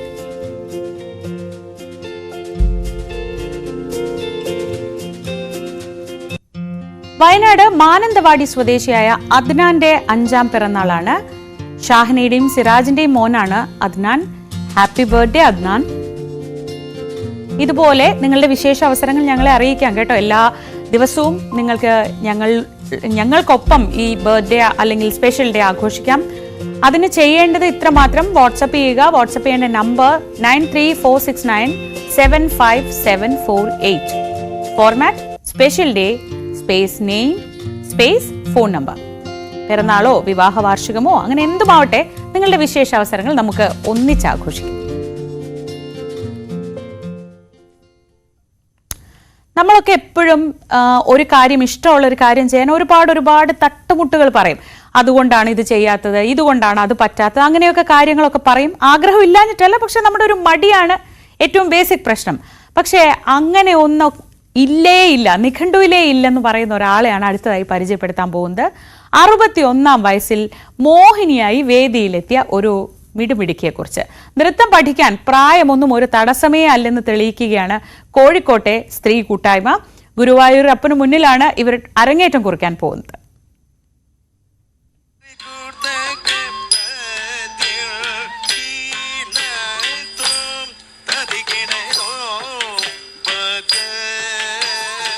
മൂന്ന് വർഷം നീണ്ട പരിശ്രമം.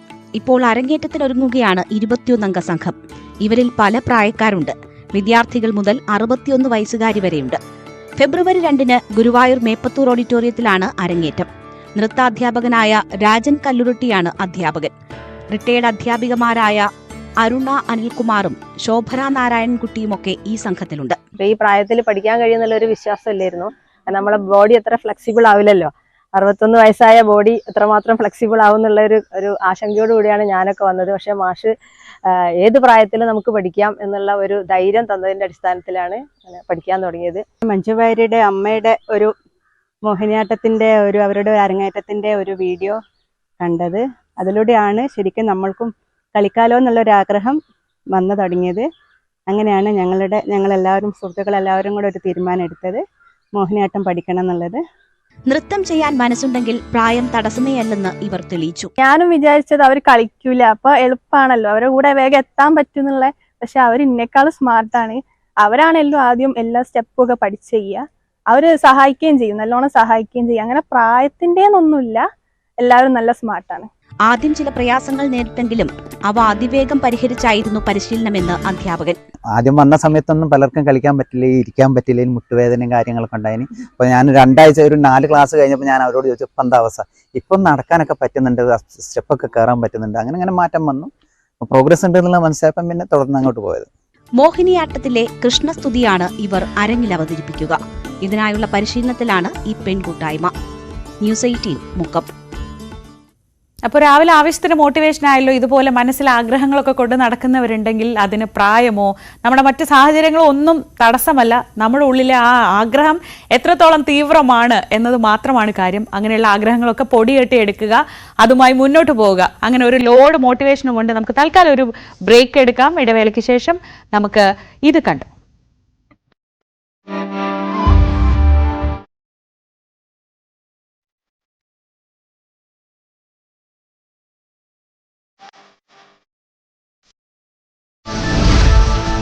മഹാരാഷ്ട്രയിലെ ജൽഗാവിൽ ട്രെയിൻ അപകടത്തിൽ 12 പേർക്ക് ദാരുണാന്ത്യം. പുഷ്പക് എക്സ്പ്രസിൽ തീപിടുത്തമുണ്ടായെന്ന് ഭയന്ന് ട്രാക്കിലേക്ക് ചാടിയവരാണ് അപകടത്തിൽപ്പെട്ടത്.